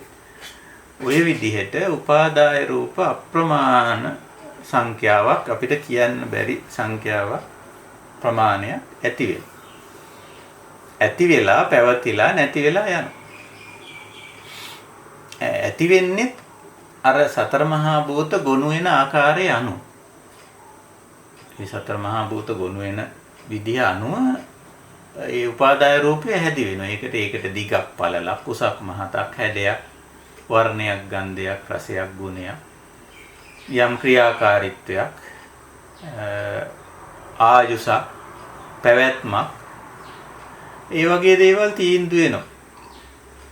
ඉතින් ඒක පැවතිලා නැති වෙලා යනවා. මූලික වශයෙන් සතර මහා භූත වලින් සකස් වෙනවා. ඒ වගේ සමුදයක් තියෙනවා, වයක් තියෙනවා. හට ගැනීමක් සහ නිමාවක් තියෙනවා. ඉතින් මේක සාමාන්‍යයෙන් දවස් 14ක් විතර 15ක විතර කාලයක පොඩි කාලයක් පවතින දෙයක් හැටියට සලකනවා. නමුත් ඒකෙන් තව නැත්නම් බෝ වීමක්, වර්ධනය වීමක් සිද්ධ වෙනවා. උපාදාය රූප එහෙමයි. දැන් අපි ගත්තොත් මේ තුරුලතා අපේ වටපිටාවේ තියෙන තුරුලතා ගහකොළ ගත්තොත් ඒත් එහෙමයි. එක ගහක් මැරෙන්න කලින් තවත් ඒ ගහේ පරම්පරාව ඒ ගහ විසින්ම සකස් කරනවා. බීජ කොටසක් ගහ විසින්ම නිෂ්පාදනය කරලා තවත් ඒ වර්ගයේ ගස් ගොඩාක් හදනවා. ඒක ධර්මතාවය. දැන් අපි මේ යථා ස්වභාවය දකින්න විපස්සනානේ අද අපේ මාතෘකාව. එතකොට ඒක ධර්මතාවය. එතකොට දැන් අපිට මේ තේරෙන්න පටන් ගන්නවා අවබෝධ වෙනවා. මෙන්න උපාදාය රූපයක් ඇවිල්ලා. එයාගේ දිග පළල හැඩරුව මෙහෙමයි, හැසිරීම මෙහෙමයි. ක්‍රියාකාරීත්වය මෙහෙමයි. කියලා අපි අවබෝධ කරගන්නවා. ඉතින් සමහර වෙලට මේ උපාදාය රූප තියෙන්න පුළුවන් බොහොම යහපත පිණිස හේතු වෙන ඵලදායි කියලා ඒ වගේ අර්ථකථනයක් අපිට දෙන්න පුළුවන්. තවත් උපාදාය රූප තියෙන්න පුළුවන් හානිකර කියලා. දැන් මේ උපාදාය රූපේ අලුතෙන් ඇති වෙච්ච මේ උපාදාය රූපය මනුෂ්‍ය ශරීරයේ ශ්වසන පද්ධතියට ඇතුල් වුණාම ඒකේ යම්කිසි අවහිරතාවයක් ඇති කරලා මනුෂ්‍යයාට මනුෂ්‍යයා මරණයටපත් වෙනවා. එතකොට ඒ අර්ථයෙන් අපි අපේ පැත්තෙන් අපි කියනවා මේක අහිතකර එකක්, භයානක එකක්, වසංගතයක්, මාරාන්තික දෙයක් කියලා අපි අර්ථකථනය කරනවා. මේ අර්ථකථනය කරන්නේ අපිට තියෙන බලපෑම අනුව. මනුෂ්‍යයාට තියෙන බලපෑම අනුව. දැන් වෙන සත්තුන්ට ගහකොළට මේකෙන් බලපෑමක් නැහැනේ. දැන් සත්තුන්ගෙන් ගහකොළෙන් ඇහුවොත් මේ කොරෝනා නැත්තම් මේ COVID-19 ගැන මොකද කියන්නේ? ආයිත් එයාගේ අපිට ප්‍රශ්නයක් නැහැ කියන්නේ. අපි වගේම කෙනෙක් කියන්නේ. අපි වගේ දෙයක් විතරයි කියලා කියන්නේ. මේක අපිට ප්‍රශ්නයක් නැහැ කියන්නේ. එතකොට මේවට අර්ථකථන සැපෙන්නේ දැන් බලන්න මේ ඒවයි ඇති කරන බලපෑම විශේෂයෙන් මිනිස්සයා තමයි මේවට අපි හුඟක් අර්ථකථන කරන්නේ. මිනිස්සයාට ඇති කරන හිතකර බලපෑම අහිතකර බලපෑම අනුව මේවට අර්ථකථන කරන උපාදාය රූපවල. එතකොට ওই විදිහට සතර මහා භූත නැත්නම් සතර මහා ධාතු ගොනු වීමෙන් අලුත් දේවල් සකස් වෙනවා. එතකොට දැන් මේක ගොනු වෙලා තියෙන කොහොමද මේක ගොනු වුනේ? මේකේ සමුදය දැන් ඔන්න හොයනවා මේ දවස්වල. සමුදය වය කියලා දෙයක් අයිතිනේ. මේ සමුදය වයක් තියෙනවනේ යථා ස්වභාවයට. දැන් මේ යථා භූතයේ දැකීම කිව්වනේ විපස්සනා කියලා කියන්නේ යථා ස්වභාවය. දැන් යථා ස්වභාවයට අයිති එක දෙයක් තමයි ඇත්තම తත්වයේ තමයි හැම දෙයකම සමුදයක් සහ වයක් තියෙනවා. එතකොට දැන් මේක වය කරගන්න ඕන නිසා ඉක්මනින් දැන් මේ කාලේ අපි එකතු වෙලා මොකද කරන්නේ? සමුදය හොය. කොහොමද මේක හටගන්නේ? කොහොමද මේක ඇති වෙන්නේ? නොඑක් ඒවයි සමුදය වය හොයනවා. එකක් මිනිස්යාට මේක මිනිස්යා රෝගී කරන්නේ කොහොමද? ඊළඟට මේ වෛරසය ඇති වෙන්නේ කොහොමද? ඉතින් මේවා හොයන. ඔන්න දැන් හේතුඵල ධර්මතාවයට ආවම මේක තමයි හේතුව, මේක තමයි ඵලය. මෙන්න මේ විදිහට එකතු වුණාම මේක හැදෙන්නේ. ඉතින් එහෙම දේවල් හැදෙනෝනේ දැන් අතර මහා භූත දැන් අපි දන්නවා මොයිට වැඩි වෙනස් උදාහරණයක් ගත්තොත් රසායනාගාරයක් ඇතුලේ සමහරට මේ රසායන විද්‍යාව කරපු ඇත්තෝ ඇති මෙතන රසායනාගාරයකට ගිහිල්ලා අපිට ඒ තියෙන රසායන ද්‍රව්‍ය කීපයක් එකතු කරලා හදන්න පුළුවන් උග්‍ර විසක්. ඒ ද්‍රව්‍ය වෙන වෙනම තියෙද්දි එහෙම විස නැහැ. එහෙම විසක් නැහැ. නමුත් ඒ රසායනාගාරයේ තියෙන විවිධ භෞතික දේවල් සංඝටක එකතු කරලා එක විදිහකට ගොනු කරලා අපිට හදන්න පුළුවන් විසක්. එහෙම හදන්න. ඊළඟට තවත් විදිහකට මේ සංඝටක එකතු කරලා බොහොම අපි කියන්නේ බොහොම පෝෂ්‍යදායී ගුණයෙන් යුතු ඒක ශරීරගත වුණාම ඒ ශරීරයට ශක්තියක් ලැබෙන විදිහේ යම් කිසි දෙයක්ත් සකස් කරන්න පුළුවන්. ඒකට මිනිස්යාත් අර සබාධහමිනුත් සතර මහා භූත එකතු කරලා යම් යම් දේවල් සකස් කරනවා. ඒ වගේම අපිටත් පුළුවන් මේ සතර මහා භූත ගොනු කරලා උපාදාය රූප හදන්න. ඉතින් අපි නිතරම බලනවා මේ ඵලදායී විදිහට උපාදාය රූප සකස් කරගන්න. අපිට ප්‍රයෝජනවත් වෙන විදිහට සකස් කරගන්න තමයි නිතරම උත්සාහ කරන්නේ. සාමාන්‍ය පුතඥ වටපිටාවේ ඇතුළේ සමාජයට හානි කර දේවලුත් හදනවා. මේ සතර මහා භූතම එකතු කරලා අර අවිද්‍යාව තියෙන, තෘෂ්ණාව තියෙන මේකේ අයහපත තේරුම් නොගත්ත මිනිස්සු මේ සතර මහා භූත එකතු කරලා අහිතකර දේවලුත් හදන හිම වුණ තරම් දේවල් ලෝකේ හදලා තියෙනවා. දැන් COVID-19 ගැනත් එහෙම අදහසකුත් තියෙනවා. මේක මේ විද්‍යාගාරයක් ඇතුලේ හතර මහා භූත එක්තරා විදිහකට එකතු කිරීමෙන් උපාදාය කිරීමෙන් සකස් කරගත්ත උපාදාය රූපයක් නැත්නම් නව නිර්මාණයක් කියන මතයත් සමහර තැන්වල කියවිලා තියෙනවා. සමහර විට මේක සබාධමේම නිර්මාණයක් වෙන්න පුළුවන්. සබාධමයට අනුව සතර මහා භූත එකතු වීමෙන් සහ එහෙම නැත්නම් කිසියම් මිනිස්සෙක් රසායනාගාරයකට විද්‍යාගාරයකට ගිහිල්ලා මේ විදිහේ හානියක් ඇති කරන ආකාරයෙන් සතර මහා භූත එකතු කරලා සකස් කර දෙයක් වෙන්නත් පුළුවන්. අපි එතකොට උපාදාය රූපය කියන එක තේරුම් ගනිද්දී ඔය දෙකම අපි ඔය දෙවිදියටම උපාදාය රූපය වෙනවා. එක්කෝ සකස් කළ දෙයක්, එක්කෝ සකස් වූ දෙයක්. සතර මහා භූත වලින්. දැන් අපි මේ කතා කරන්නේ මේ විදර්ශනාවේදී අපි මුලින්ම එක ආයුතු තැන්. එතකොට ඔන්න ඔය විදිහට රූප ධර්ම සකස් වෙනවා. සතර මහා භූත වලින් අප්‍රමාණ රූප ධර්ම සකස් වෙනවා. අපවට තියෙන මේ ගහකොළ, මහ පොළොව, ඉර හඳ, අවුව, වැස්ස, සුළඟ අපි දැන් ඒ රූප ධර්ම වලට නම් දීලා තියෙනවා. අපි තමයි ඒවට නම් දීලා තියෙන්නේ. ඉතින් ඒවට නම් දීලා තියෙනවා. ඉතින් ඒවා අප්‍රමාණයි. කොච්චර දැන් අතීතයේ කොපමණ උපාදාය රූප සකස් වෙලා නැති වෙලා ගියාද කියලා අපිට කියන්න බෑ. වර්තමානයේ කොපමණ උපාදාය රූප ප්‍රමාණයක් මේ අපි ජීවත් වන වටපිටාවේ ඇද්ද කියලා ඒත් කියන්න බෑ. අනාගතයේ කොච්චර උපාදාය රූප ප්‍රමාණයක් ඇති වෙලා සකස් වෙලා පැවතිලා නැති වෙලා යයිද කියලා ඒත් කියන්න බෑ. ඒක සබා දහමේ තීන්දුවක්. සතර මහා භූත එකතු වෙන විදිහට රූප හැදෙන. ඒකට උපාදාය රූපේ කිව්වේ අර මේ හතර එකතු වෙලා ගොනු වෙලා සකස් වෙන නිසා. උපාදාය කියන වචනේ අදහස එකතු වීම ගොනු වීම කියන තේරුම. ඉතින් අපි සාමාන්‍යයෙන් ඕකට විවහාර කරන්නේ රූප කියන වචනේ.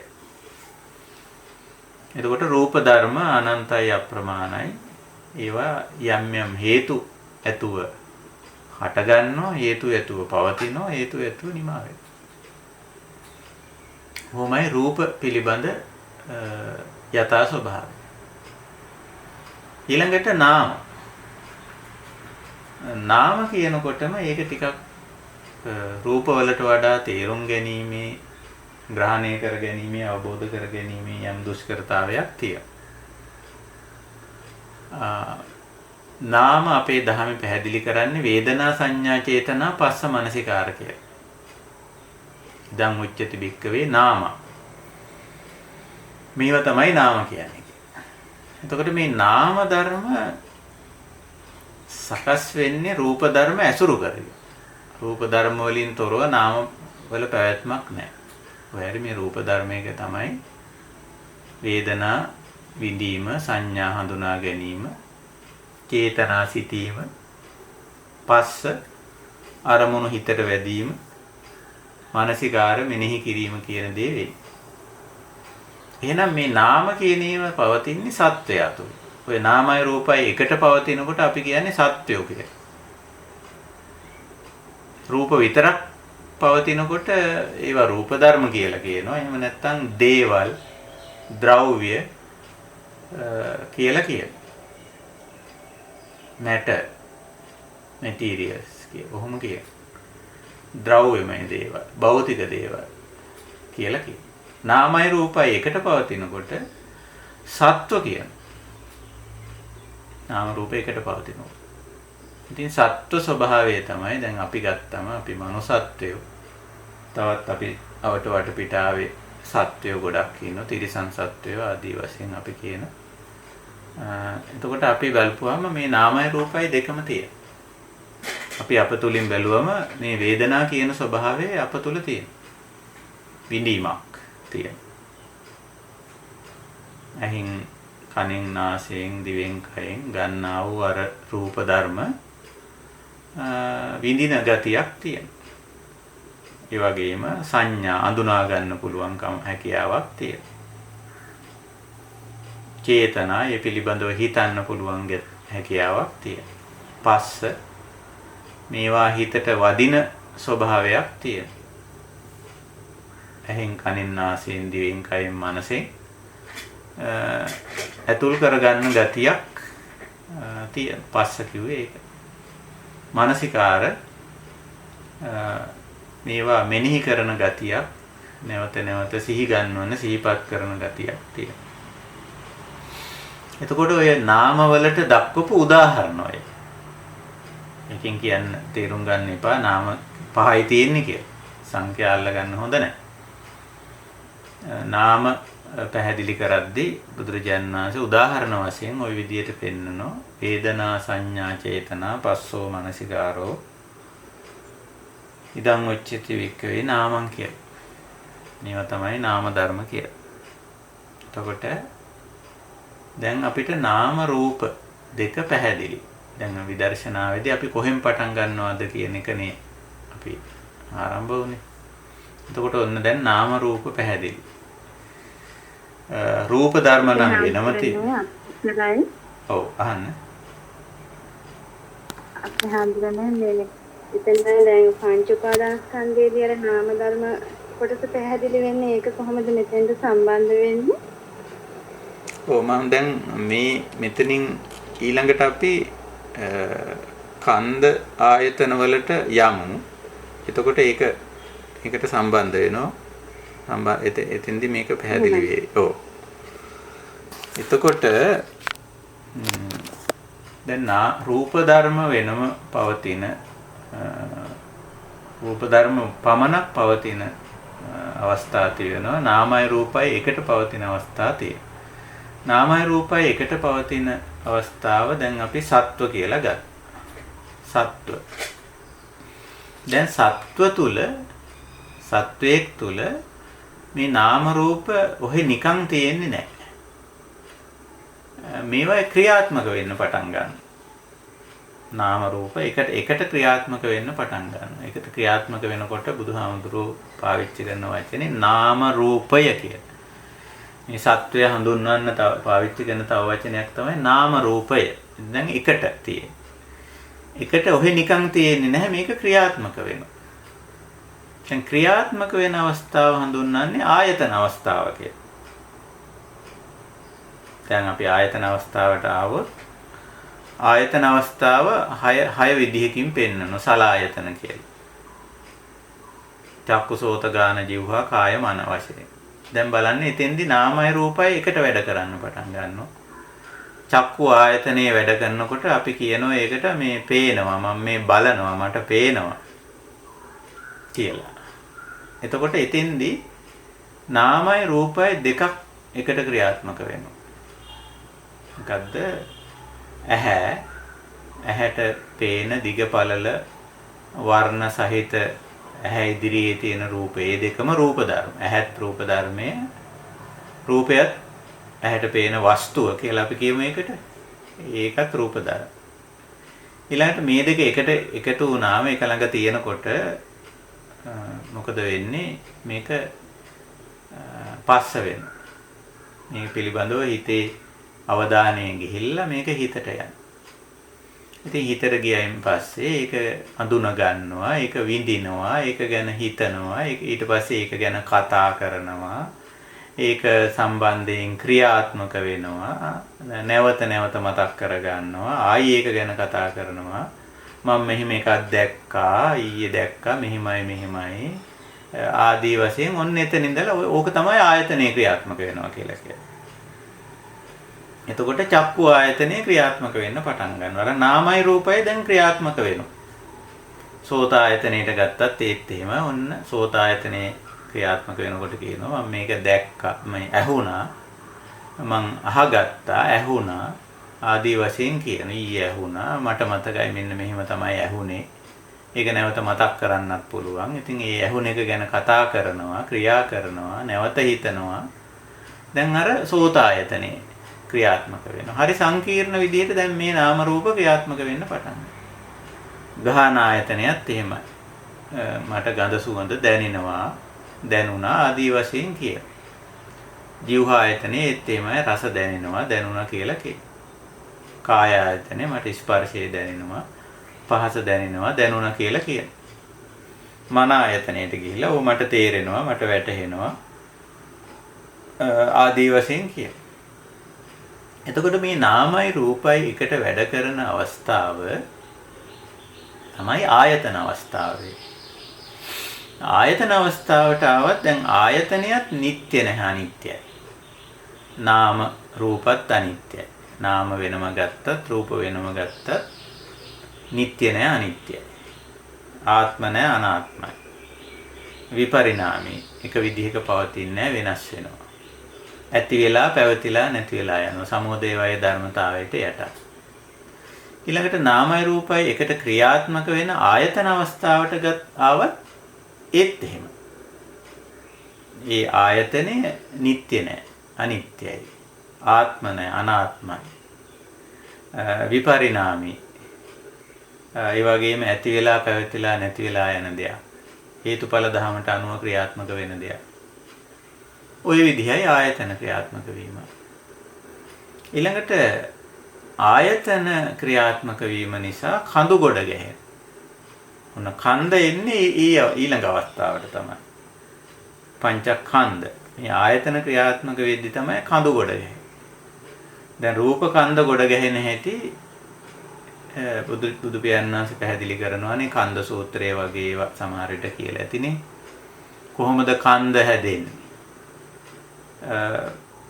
කන්ද හැදෙන විදිහ 11 ආකාරයකින් වගේ පැහැදිලි කරනවා. යං කිංචි රූපං අතීත අනාගත පච්චුප්පන්න අජ්ජත්තං වා බහිද්ධා වා ඕලාරිකං වා සුකුමං වා ඊනං වා පනීතං වා යන් දූරේ වා සන්තිකේ වා අයන් රූපක්ඛන්தோ කියලා. දැන් මේක කන්ද වෙන හැටි, ගොඩ ගැහෙන හැටි, එකතු වෙන හැටි, රැස් වෙන හැටි තමයි කන්දවලදී. කන්ද කියන්නේ අපි සිංහලෙන් කියන්නේ කන්ද කියලානේ. ගොඩ, රැස, රාශිය. ඉතින් ඕක ඔහොම එකතු වෙනවා. අර රූප ධර්ම ගොඩ ගැහෙනවා. දැකලා දකින්න ඒවා එකතු කරගන්න. අහනකොට අහන ඒවා එකතු කරගන්න. විඳිනකොට විඳින ඒවා එකතු කරගන්න.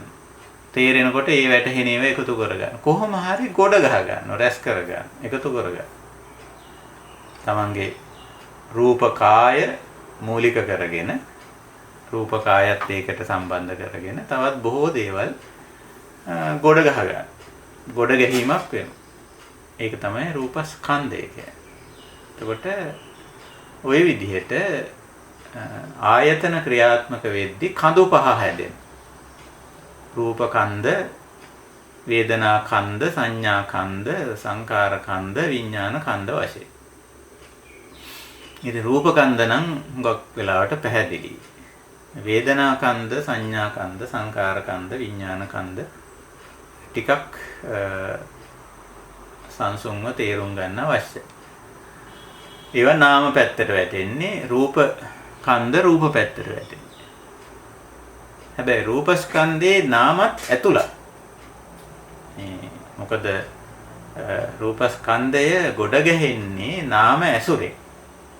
දැන් යමක් ඇහින් බලලා තමයි, කනින් අහලා, නාසයෙන්, දිවෙන්, කයින් ගන්ධ රස පහස වශයෙන් විඳලා, මනසින් තේරුම් අරගෙන තමයි යමක් මමය කියන්නේ, මගේ කියන්නේ, ඒක මට ඕන, ඒක මං ගන්න ඕන, තියා ගන්න ඕන, ඒක හදන්න ඕන, ඒක නිර්මාණය කරන්න ඕන, ඒක පවත්ව ගන්න ඕන, එකතු කරන්න ඕන ආදී වශයෙන් කියලා කන්ද ගොඩ ගහන්නේ නාම ධර්ම ක්‍රියාත්මක වීමත් එක්ක තමයි. ඉතින් නාම වලින් තොරව එතන රූපස්කන්ධේ නාම වලින් තොර නැහැ. නාම කන්ද ගොඩ ගැහෙන්න නාම ධර්ම හේතු වෙනවා. ඉතින් ওই විදිහට රූපස්කන්ධය ඊළඟට වේදනා කියන්නේ විඳීමනේ. විඳින කොටත් ඒත් එහෙමයි. ඉතින් විඳින දේ සුඛ දුක්ඛ අදුක්ඛම සුඛ වශයෙන් විඳිනකොට ඉතින් ඔන්න ඒවා එකතු වීමක් වෙනවා. රැස් වීමක් වෙනවා. හුඟක් වෙලාවට ඒක සිද්ධ වෙන්නේ මනසේ. හැබැයි වේදනා විඳීමට අවශ්‍ය රූප ධර්මවල එකතු වීමකුත් සිද්ධ වෙනවා. දැන් අපි උදාහරණයක් හිතමු. සංගීතයේ රස විඳින්න කැමතියි කියලා. එතකොට අපි සංගීත භාණ්ඩයකුත් ගේනවා. ගෙනල්ලා ඒකත් තියාගන්න. එතන එකතු වෙලා තියෙන්නේ ඇත්තටම වේදනා කන්ද තියෙන්නේ. නමුත් වේදනාව විඳීමේ අවශ්‍යතාවය නිසා අපි ඊට අදාළ රූප ධර්මයකුත් එකතු කරනවා. ඒ දැන් බැලූ බැල්මට අපට හිතෙන්නේ මේ ගෙනාව සංගීත භාණ්ඩය රූපස්කන්ධයට අයිති දෙයක් කියලා. නමුත් මේක අදාළ වෙන්නේ වේදනා ස්කන්ධයට, විඳීමට අදාළ දෙයක්. ওই වගේ වින්දනය සඳහා මනසින් කරන දෙයක් නේ වින්දනය. ඒ වින්දනය සඳහා සුඛ වේදනා පවත්ව ගන්න, ඇති කරගන්න, දුක්ඛ වේදනා පහ කරගන්න, දුරු කරගන්න, ඔය දෙකට අදාළව ඔය දෙකටනේ අපි උත්සාහ කරනවානේ නිතරම. සුඛ වේදනා ලං කරගන්න, වැඩි කරගන්න උත්සාහ කිරීමක් තියෙනවා. මේ සාමාන්‍ය පුතඥ ස්වභාවය ගැන අපි මේ කතා කරන්නේ. ඊළඟට දුක්ඛ වේදනා පහ කරගන්න, දුරු කරගන්න, තල්ලු කරගන්න උත්සාහ කිරීමකුත් තියෙනවා. එතකොට වේදනා කියන නාම ධර්මය කේන්ද්‍ර වෙලා කන්දක් හැදෙනවා.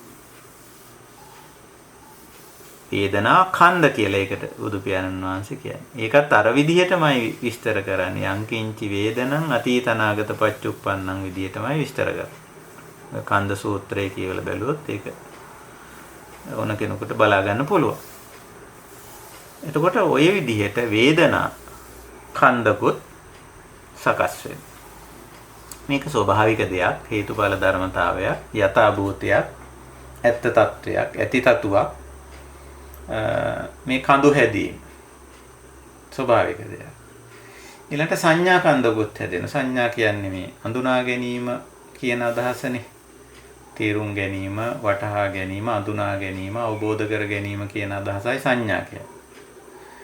ඉතින් තේරුම් ගත්ත, අවබෝධ කරගත්ත, වටහා ගත්ත දේවල් ගොඩක් තියෙනවා අපේ. ඇහින් දැක්කම රූප සංඥා ඇති වෙනවා. කනින් ඇහුනම ශබ්ද සංඥා ඇති වෙනවා.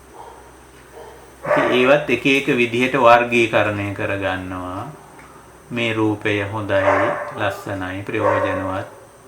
මේ ශබ්දය හොඳයි, ලස්සනයි, ප්‍රයෝජනවත්. මේක කැතයි, නරකයි, අප්‍රයෝජනවත්. ආදී වශයෙන් මේවට විවිධ අර්ථකථන සපයලා ඒවයි ප්‍රයෝජනීය ප්‍රතිඵල සලකලා මේවා ගොඩ කරගන්න. ගොඩ රැස් කිරීමක් මනසේ සිද්ධ වෙනවා. මනසේ විතරක් නෙවෙයි, ඒවට අදාළ දේවල් වටපිටාවෙත් එකතු වෙනවා. ඉතින් සංඥා කන්දක් හැදෙනවා. දැන් සරල උදාහරණයක් කිව්වොත් අපේ හැමෝගෙම ළඟ මේ පොඩියට නමුත් පුස්තකාලයක් තියෙනවනේ. පොත්පත් එකක් එකතු කරගෙන තියෙනවා අපේ. දැන් මේ පොත්පත් වලින් මොකද්ද කරන්නේ? මේ පොත්පත් වල තියෙන්නේ යම් දැනුමනේ. විස්තර තොරතුරු මේවා තමයි තියෙන්නේ. එතකොට මේ අපේ සංඥා කන්දට අදාළ දෙයක් අපේ පුස්තකාලය කියලා කියනවා. පොත්පත් ටිකක් අපි එකතු කරගෙන තියෙනවා. නැත්තම් දැන් මේ පරිගණකවල මේවයි අපි දත්ත ගබඩාවල අපිට ඕන දේවල් එකතු කරගෙන රැස් කරගෙන තියෙනවා. අර දැනුමට, අපේ අවබෝධයට, අපේ වටහා ගැනීමට අදාළ දේවල්, වටහා ගත්ත දේවල්, අපි තේරුම් ගත්ත දේවල් වලින් සමහර දේවල් අපි හිතනවා අනේ මේක හරි වටින දෙයක්. මට මේක තේරුණා. ඊට පස්සේ ඒක ලියලා තියෙනවා. එහෙම නැත්නම් ඒක රෙකෝඩ් කරලා තියෙනවා. දැන් එතන සංඥා ස්කන්ධයටයි අදාළ වෙන්නේ මේ පොත. මේ රෙකෝඩර් එක, මේ ගබඩාව, දත්ත ගබඩාව. ඒතර එතනත් බැලුව බැලමට සංඥාව කියන එක මනසෙත් ගොඩ ගැහෙන. මනසේ තමයි ඔක්කොම දැන් මතකේ තියාගන්නේ අපි. නමුත් මතකේ තියාගන්න බැරි වෙනවා. අපිට තේරෙනවා මේ සංඥා ස්කන්ධය අනිත්‍යයි. සමුදය වය ඇති වෙලා නැති වෙලා යනවා. ඉතින් මොකද උත්සාහ කරනවා පොතපතක ලියලා තියාගන්න. එහෙම නැත්නම් වෙනත් ගබඩා කරගත හැකි මාධ්‍යයක ගබඩා කරලා තියාගන්න උත්සාහ කරනවා.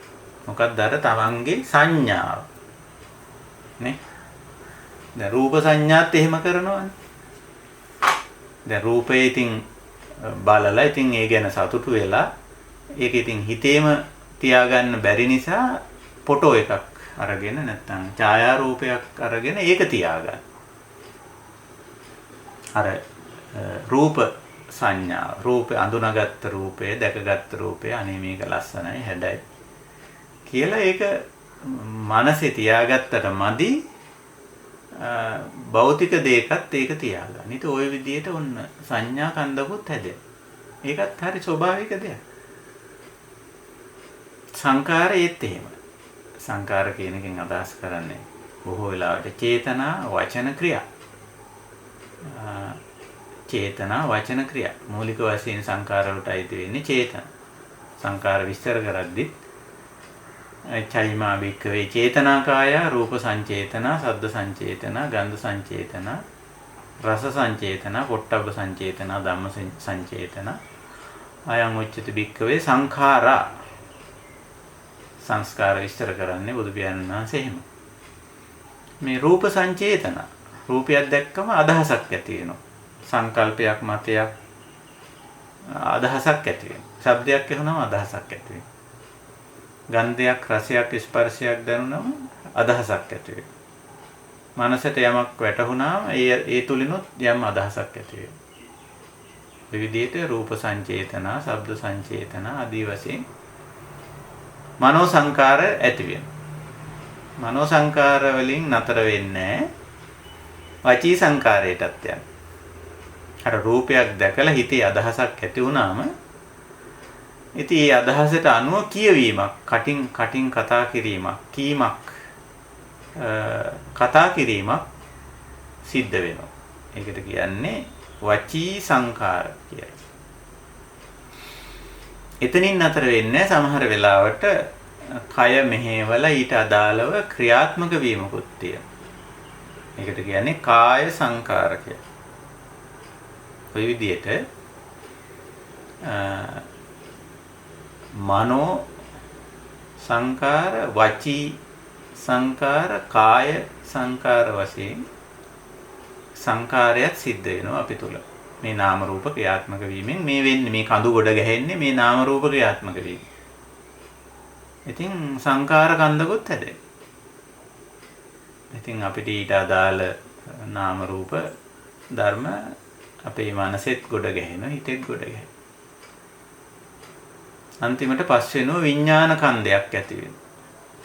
විඥාන කියන්නේ විඥානන ස්වરૂපේ අලුතෙන් අරමුණු දැනගන්න ගතිය, දැන ගැනීමට තියෙන අවශ්‍යතාවය විඥානයේ මූලික ලක්ෂණය. ඉතින් විඥාන කන්දකුත් හැදෙනවා අලුතෙන් අරමුණු රූප, ශබ්ද, ගන්ධ, රස, ස්පර්ශ සහ ධර්මතා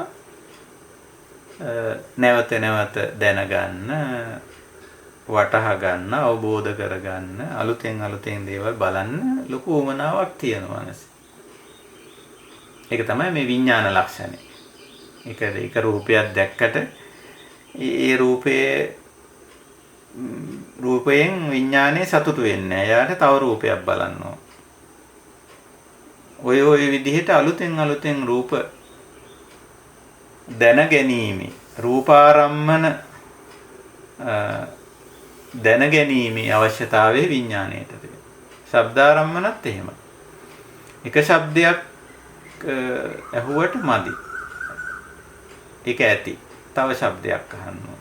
තවත් එකක් අහන්න ඕන. කුතුහල ගතිය, සොයන ගතිය, පහුරු ගන්න ගතිය විඥානයේ ප්‍රධාන ලක්ෂණ. ඉතින් ඒ ගතිය නිසා එහෙම විඥාන කන්දකුත් හැදෙනවා. ඊට අදාළ කන්දක් ගොඩ ගැහෙනවා. ওই විදිහට අර නාමයි රූපයි එකට ක්‍රියාත්මක වීම, ඒකට කියන්නේ ආයතන කියලා. ආයතන ක්‍රියාත්මක වීම නිසා කන්ද හැදෙනවා. කඳු ගොඩක් හැදෙනවා. ඉතින් ඕක තමයි මේ අපි ටිකක් මේ ධාතු ඊට පස්සේ නාම රූප ආයතන කන්ද කියන කොටස් ටික අපි සාකච්ඡා කළා. එතකොට දැන් ඔය දක්වා අපි කතා කරපු දේවල් ඔතනින් අපි ඉදිරි අනිත් ධර්මතා පිළිබඳ සාකච්ඡාව ඔහොම තියලා ඔය දක්වා කතා කරපු දේවල් වල යථා ස්වභාවය ගත්තොත් යථා ස්වභාවය කුමක්ද? ඔය සතර මහා භූත, සතර මහා ධාතු, ඊට පස්සේ සතර මහා ධාතු ඇසුරෙන් ඇති වෙන නාම ධර්ම, නාම රූප එකට ක්‍රියාත්මක වීම නිසා ඇති වෙන ආයතන, ආයතන ක්‍රියාත්මක වීමෙන් ඇති වෙන කඳු, ස්කන්ධ, මේවයි යථා ස්වභාවය කුමක්ද? දැන් අපි මේ විපස්සනානේ ඇතිතතුනේ බලන්නේ, යථා භූතේනේ බලන්නේ. මේවයි ඇත්ත తත්වය කුමක්ද? මේවයි ඇත්ත తත්වයේ යථා ස්වභාවය කතා කරනකොට මූලික වශයෙන් පෙන්වන්නේ මේ හැම දෙයක්ම අනිත්‍යයි කියලා. අනිත්‍යතාවය කියලා කියන්නේ ඕනෑම වෙලාවක මේ නාම ධර්ම, මේ රූප ධර්ම හෝ මේවායි ක්‍රියාකාරීත්වය හෝ මේවා විසින් ඇති කරන ඵල කඳු වෙනස් වෙන්න පුළුවන්. ඕනෑම තත්වයකට වෙනස් වෙන්න පුළුවන්. කවර අවස්ථාවක වුවද, කවර ධර්මතාවයක් වුවද, කවර ස්වરૂපයකට වුවදපත් විය හැකියි. වෙනස් වීමේ සම්භාවිතාව අනිත්‍යතාව කියලා කියන්නේ. ඊළඟට විපරිණාමතා. විපරිණාම කියලා කියන්නේ යමක ආරම්භයේ සිට සම්මුතික ආරම්භයේ සිට සම්මුතික නිමාව අතර කාලය තුල ඒ ධර්මතාව කිසියම් ආකාරයක ක්‍රමානුකූල වෙනස් වීමක් පෙන්වනවා. එහි ගතිය, ගුණය, හැඩය, ස්වરૂපය, ස්වභාවය, ක්‍රියාකාරීත්වය ක්‍රමානුකූල වෙනස් වීමක් පෙන්වන. දැන් උදාහරණයක් ගත්තොත් අපේ ඇහැ ආරම්භයේදීම අපි උපදිනකොටම අපේ ඇහැ පේන්නේ නැහැ. අපිට පේන්නේ ඇහැක් තිබුණාට. කුඩා ලදරුවට උපන් ගමන් මොකුත් පේන්නේ නැහැ. ඇහැ තියෙන. නමුත් ක්‍රමයෙන් එයාට පේන්න පටන් ගන්නවා. ඉලක්කයට ඉලක්ක වෙලා ඔන්න දැන් පේනවා එයා. දැන් එයා බලනවා හොඳට පේනවා. හැම දෙයක්ම හොඳට පේනවා. මේ පෙනීම ඔන්න ආරම්භ වුණා. සමුදය. ඔහොම ගිහිල්ලා පෙනීම වෙනස් වෙලා ගිහිල්ලා යම් දවසක පේන්නෙම නැතුව යන වය. හැබැයි ඔය අතරේ මේ පෙනීමේ ක්‍රමානුකූල වෙනසක් අපිට දකින්න පුළුවන්. අපි මේ අපේ අත්දැකීමේ තියෙන දේවල් වලින් තමයි ගත යුත්තේ මේවා. ඉතින් අපි දන්නවා ඇහැ පේන්න පටන් ගත්තා. දැන් ඇහැ පෙනීමේ යම් දුර්වලතා විපරිණාම තත්වයන් පෙන්නනවා කියලා. ඒ විදිහට. ඉතින් ඔය විදිහට විපරිණාමතාව විපස්සනාවේදී අපිට අර යථා ස්වභාවය දකින්න උත්සාහ කරද්දී අපිට හමු වෙන තවත් ස්වභාවයක් තමයි විපරිණාමතාව. ඊළඟට හමු වෙන දේ සමුදය වයතාව. හැම දෙයකම හට ගැනීමක් සහ නිමාවක් තියෙනවා. සමුදය වයතාව. ඉතින් ඔය අනිත්‍යතා, විපරිණාමතා, සමුදය වයතා. ඔය දේවල් අපිට ඕන හැටියට පවත්ව ගන්න බෑ. අනත්තතා. දැන් අර වෙනස් වීම අනිත්‍යතාවයට සමහර වෙලාවට අපි කැමති නැති වුණත් ඒ අනිත්‍යතාව කියන එක අපිට ඕන හැටියට මෙල්ල කරන්න, හසුරුවා ගන්න, පවත්ව ගන්න පුළුවන් කමක් නැහැ. විපරිණාමය සමහර වෙලාවට අපි කැමති නැහැ. නමුත් අපිට ඕන හැටියට ඒක පවත්වන්න බෑ. සමහරට අපි කැමති ආකාරයක් තියෙනවා. අපේ හිතවල තියෙන මේක මෙන්න මෙහෙම වෙනවා නම් හොඳයි. මේ විදිහට කරගන්න පුළුවන් නම් හොඳයි කියලා අපේ හිතවල තියෙන. හැබැයි ඒ විදිහට ඒ ධර්මතාවය පවත්ව ගන්න බෑ. අපි ඔය හීනවල තියෙන හුඟක් වෙලාවට ඒවනේ. හීනවල තියෙන්නේ ආත්ම සංඥාව හුඟක් වෙලාවට. මේක මෙහෙම වෙනවා නම් හොඳයි, මෙහෙම නොවෙනවා නම් හොඳයි. හීන කියන්නේ මේ හීනෙන් පේන ඒවා නෙමෙයි. මේ මිනිස්යාගේ සිත්වල තියෙන මෙසේ වේවා, මෙසේ නොවෙනවා නම් හොඳයි, මෙසේ වෙනවා නම් හොඳයි කියලා.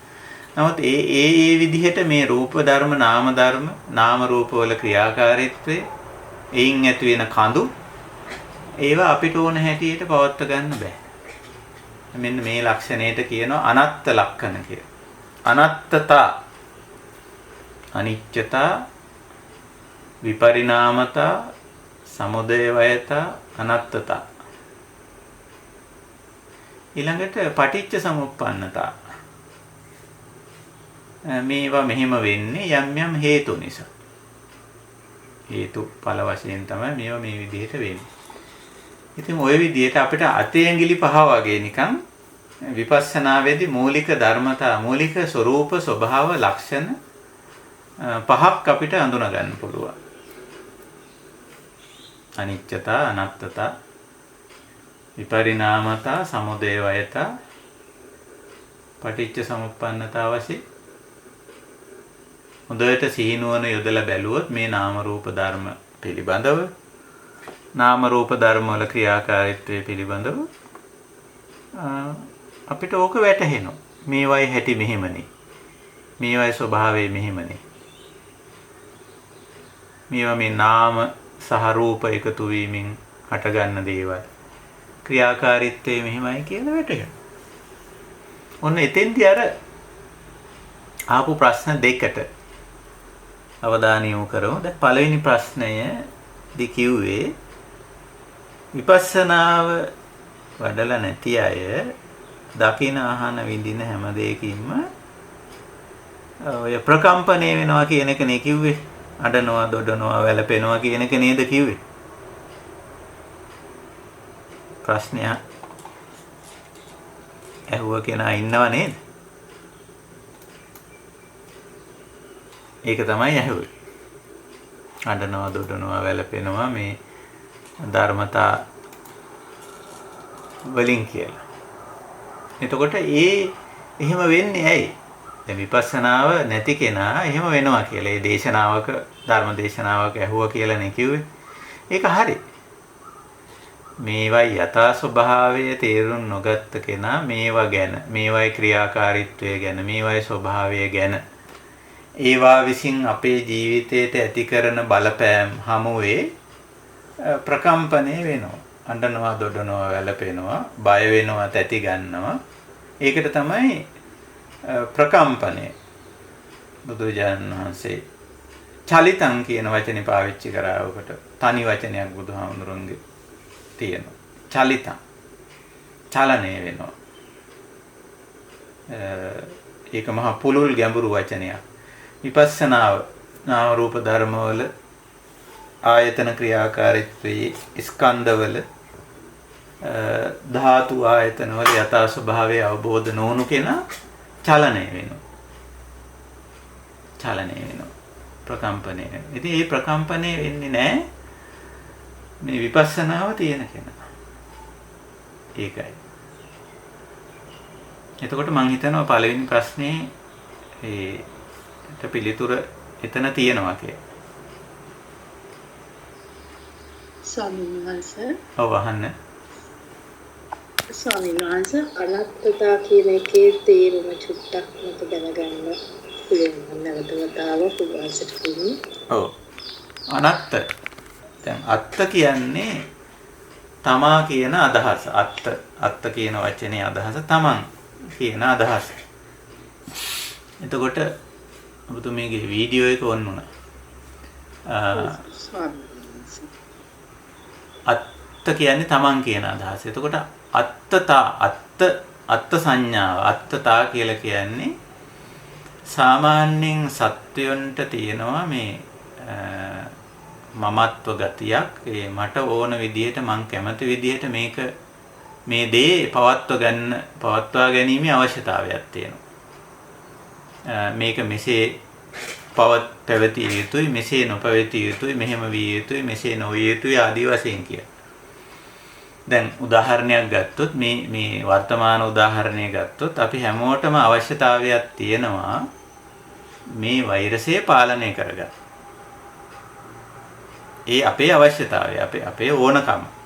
අපිට මෙහෙම වෙන්න ඕන, මේක පාලනය කරගන්න ඕන. මේක හානි කරයි, මේකෙන් මිනිස්සු මැරෙනවා, විනාශ වෙනවා. ඒක නිසා පාලනය කරගන්න ඕනේ. නමුත්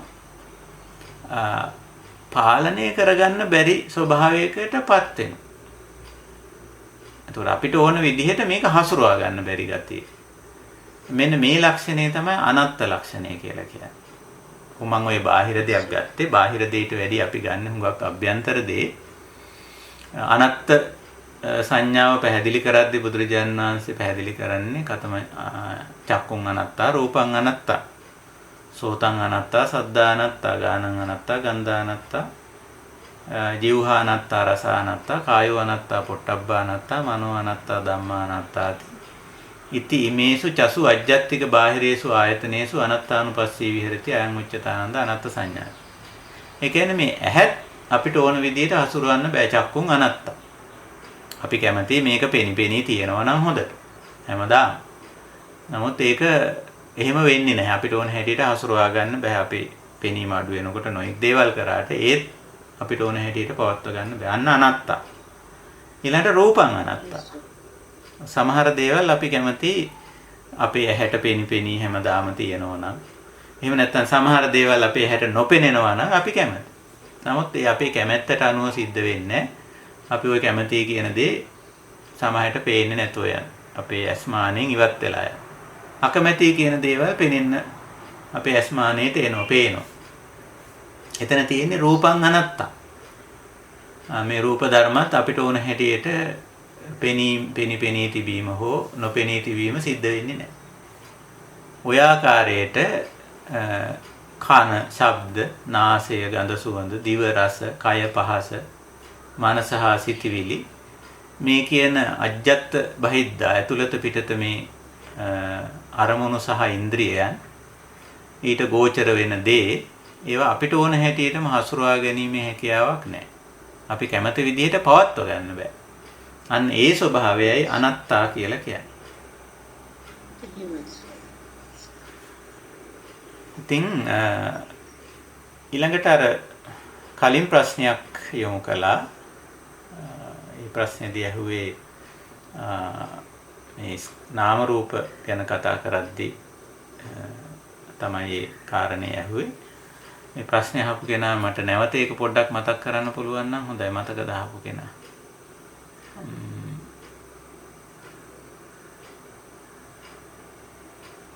මගේ මතකය නාම ස්කන්ධ ගැනයි ඇහුවේ. ස්කන්ධවල නාම රූප පිළිබඳව. ඉතින් මම හිතන්නේ ඒක පැහැදිලි වෙන්නත් ඇති. මොකද ස්කන්ධ මට්ටමට එනකොට මම කිව්වේ ඒකයි මේක සාකච්ඡා කරගෙන එනකොට මේකට උත්තරේ ලැබෙයි කියලා. නාම රූප මුල් අවස්ථාවේ වගේ නෙමෙයි ස්කන්ධ අවස්ථාවට එනකොට මිශ්‍ර වෙලා එකට ගොනු වෙලා එකට ක්‍රියාත්මක වෙන අවස්ථාවක නාම රූප පවතී. ඉතින් ස්කන්ධවලත් නාම රූපම තමයි එකතු වෙලා ක්‍රියාත්මක වෙන්නේ. දැන් රූපස්කන්ධය ගත්තම අපි කිව්වා රූප කියන වචනයෙන් රූපස්කන්ධය හැඳින්වුවට ඒ රූපස්කන්ධයේ නාම කොටසක් තියෙනවා. වේදනා සංඥා සංකාර විඥාන වලත් ඒවා නාම වශයෙන් සාමාන්‍යයෙන් හැඳින්වුවට ඒ හැම එකේම නාම සහ රූප ක්‍රියාත්මක වීමක් අන්තර්ගත වීමක් තියෙනවා. ඉතින් ඔය විදිහට අපි අද විපස්සනා කියන මාතෘකාවයි ගත්තේ. ඉතින් විපස්සනාවට අදාළව අපි මේ අපේ ධර්ම සාහිත්‍යයෙන් ඒකට ප්‍රාමාණික උද්ෘතයක් අපි ගත්තා පේඨකෝපදේශපාලියෙන්. ඒ අනුව තමයි අපි මේ විග්‍රහය ටිකක් කරගෙන ආවේ. එතකොට දැන් ඔතන මූලික කොටස අපි ඔතකින් නතර කරන්න කැමතියි. ඔතනින් එහාට තියෙන දේවල් අපි අද අවධානයට ලක් කළා. රූප ධාතු, ඊළඟට රූප, නාම රූප, ආයතන සහ කන්ද. ඔය ටික ඇසුරෙන් ඉදිරියට අපිට කතා කරන්න පුළුවන්කම තියෙනවා. ඒ වගේම අපි කතා කළා මේ හැම දෙයකම තියෙන යථා ස්වභාවයන් පහක්. නිකන් අතේ ඇඟිලි පහ වගේ ওই පහ මතක තියාගන්න පුළුවන්. අනිච්චතා, අනත්තතා, අනිච්චතා, විපරිණාමතා, සමුදය වයතා, අනත්තතා, පටිච්ච සමුප්පන්නතා. අනිච්ච, අනත්ත, විපරිණාම, සමුදය වය, පටිච්ච සමුප්පන්න. ඔය ස්වභාවය.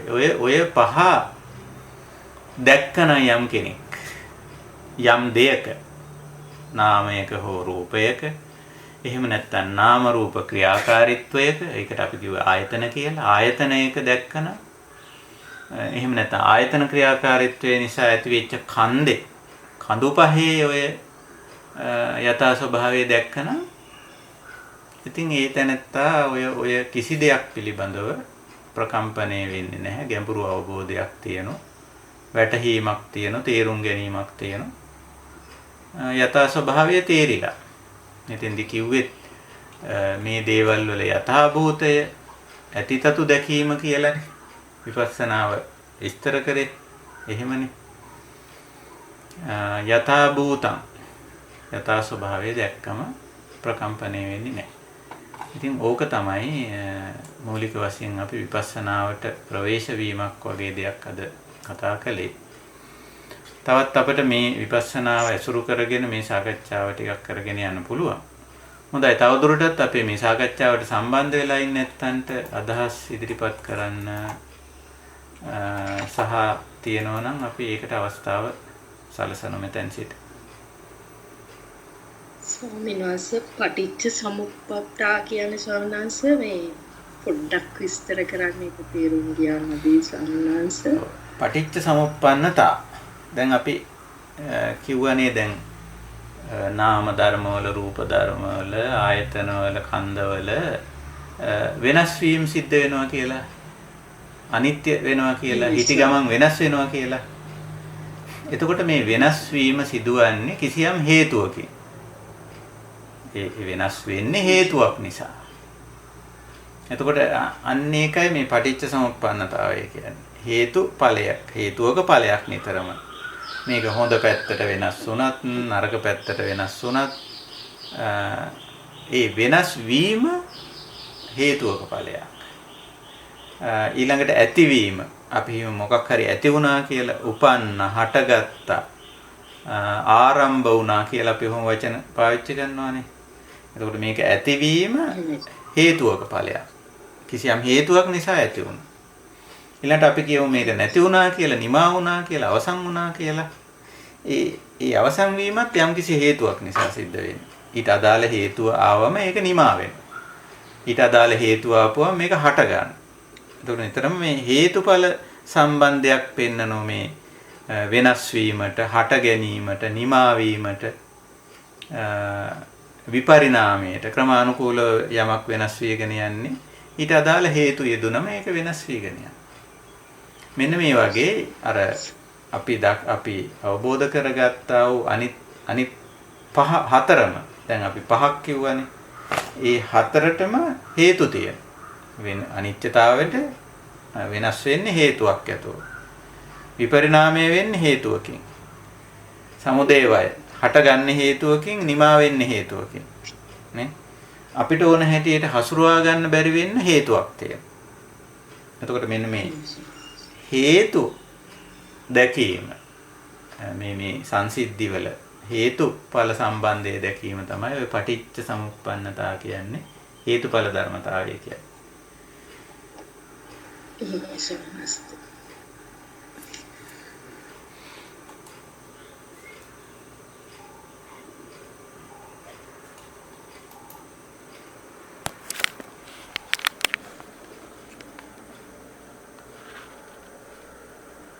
එහෙම නැත්නම් අපි මෙතෙන්දී මේ විදර්ශනා වැඩිම කියන කාරණේට පොඩ්ඩක් අවධානය යොමු කරන්න කැමතියි. ඔව් අහන්න. උදේ ප්‍රශ්න ඇහුවනේ උදේ ප්‍රශ්නයක් ඒකට උත්තරය යම් ප්‍රමාණයකට ලැබුණා.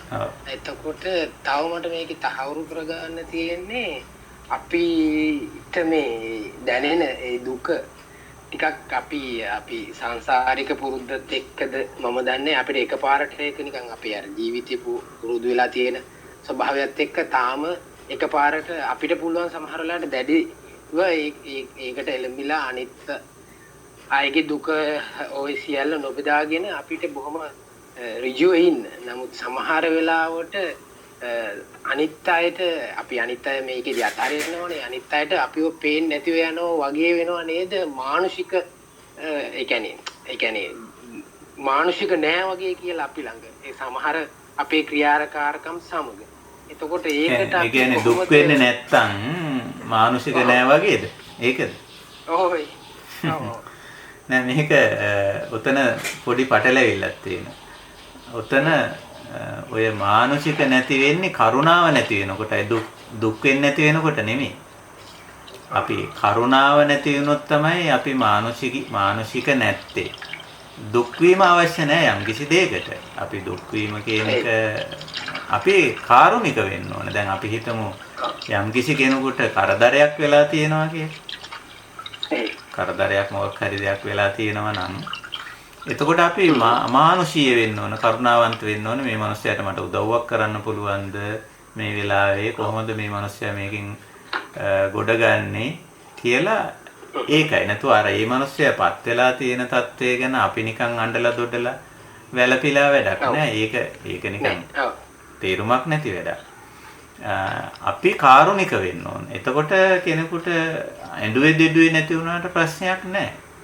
අර කාරුණික නම් ඒ කියන්නේ කරුණාවන්ත නම් අනිත් එක්කෙනාට දැනෙනවා මෙයා මට වෙච්ච දේ ගැන මෙයා සංවේදී මේ අඬන්නේ දොඩන්නේ වැළපෙන්නේ නැතුණ ඇඬුවට දෙඩුවට වැළපුණාට ඉතින් අර මිනිස්සයාට යහපතක් වෙන්නේ නැහනේ. නේද? ඉතින් ඒ ඒක මිනිස්සයාට මගේ පැත්තෙන් මට තේරුණාට ඒ කියන්නේ අපි සමාජීය පැත්තෙන් අනිත් අය හිතන එක ගැනයි මම ඒක ප්‍රශ්නයක් නෙවෙයි. ඒක ප්‍රශ්නයක් නෙවෙයි. ධර්ම මාර්ගයේදී අපි අනිත් අය හිතන්න පුළුවන් මේ මිනිස්සයා අඬන්නේ දොඩන්නේ වැළපෙන්නේ මේකට කනගාටු වෙන්නේ කියලා. නමුත් අපි ඒ පිළිබඳ සංවේදී. ඒ කියන්නේ අපි මේක ගැන ඒ කියන්නේ අපි දැනුවත් මේකේ ස්වභාවය පිළිබඳ අවබෝධයක් අපිට තියෙනවා. ඒ අතර අපේ පුළුවන් විදිහට අපිට කරුණාවන්ත වෙන්න පුළුවන් උදව් උපකාර කරන්න පුළුවන් සීමාව තුල අපි ඉන්නවා නම් අපි අනිවාර්යෙන් එවැනි අයට උදව් උපකාර කරනවා. එහෙමනේ.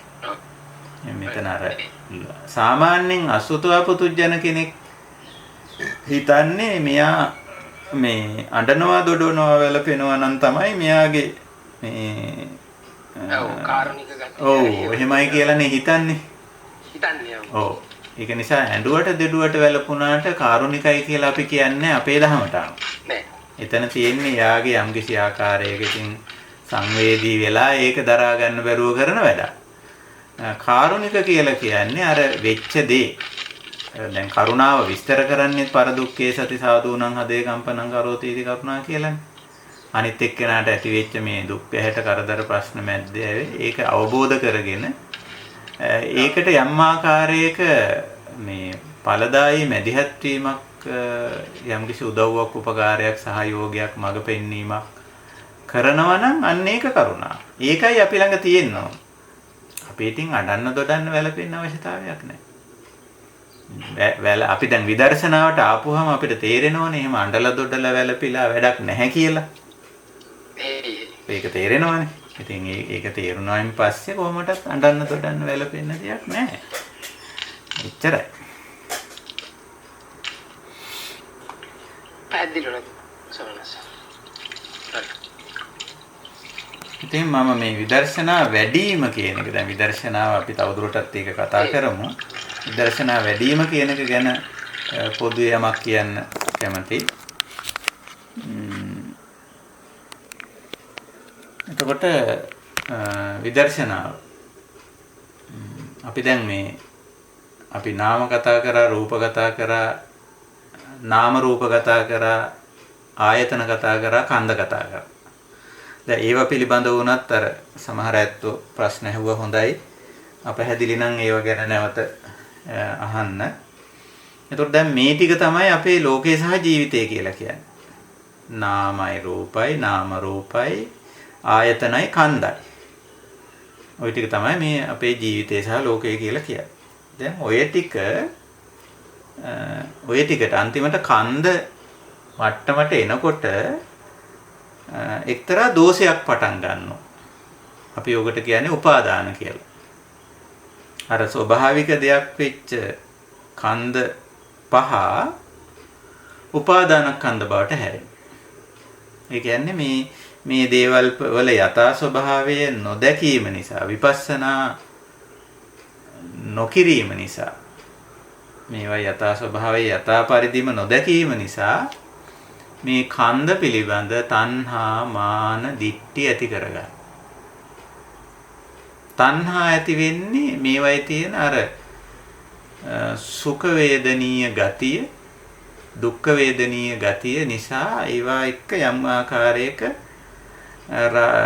රාග බන්ධනයක් හෝ ද්වේෂ බන්ධනයක් ඇති වෙනවා. තණ්හා කියන්නේ ඒකනේ. තණ්හා කියන්නේ බන්ධනයට නිතරම. එතකොට එහෙම බන්ධනයක් ඇති වෙනවා. මේවයි අර අනිත්‍ය අනාත්ම විපරිණාම සමුදයවයි පටිච්ච සමුප්පන්න කියන ස්වභාවයන් අවබෝධ නොවීම නිසා තණ්හා කරනවා. එතකොට ඔන්න දැන් අර ස්වභාවික දේ පිළිබඳව කිසියම් අස්වාභාවික හැසිරීමකට චින්තනයකට ප්‍රතිචාර දැක්වීමකට අපි ක්‍රමයෙන් යොමු වෙනවා. උපාදානය මේ විස්තර කරන්නේ. ඊට පස්සේ මාන කරනවා. මාන කියන්නේ සාමාන්‍යයෙන් මනින ගතිය. ඔය කන්දවල අඩු වැඩිකම් තියෙනවා. දැන් රූපස්කන්ධය ගත්තොත් සමහර රූපස්කන්ධ උසයි, සමහර ඒවා කොටයි, මහතයි, දිගයි. හැඩයි කැතයි ඔහොම ඕවට අර්ථකථන දෙනවනේ. ඒ අර්ථකථන පිළිබඳ මිනුමක් හදාගෙන ඒ සමහර ඒ මානෙන් උපාදාන වෙනවා.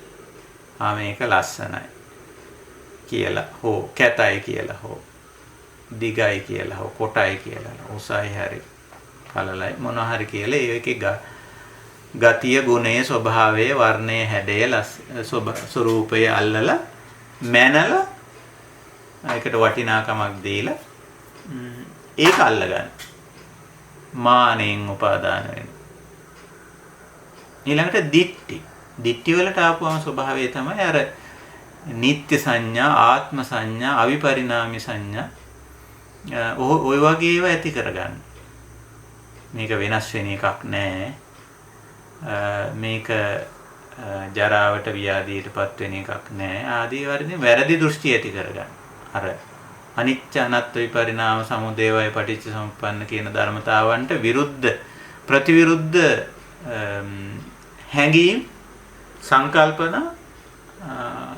තේරුම් ගැනීම ඇති කරගන්න. ඒවට කියන්නේ සංඥා විපල්ලාස කියලා.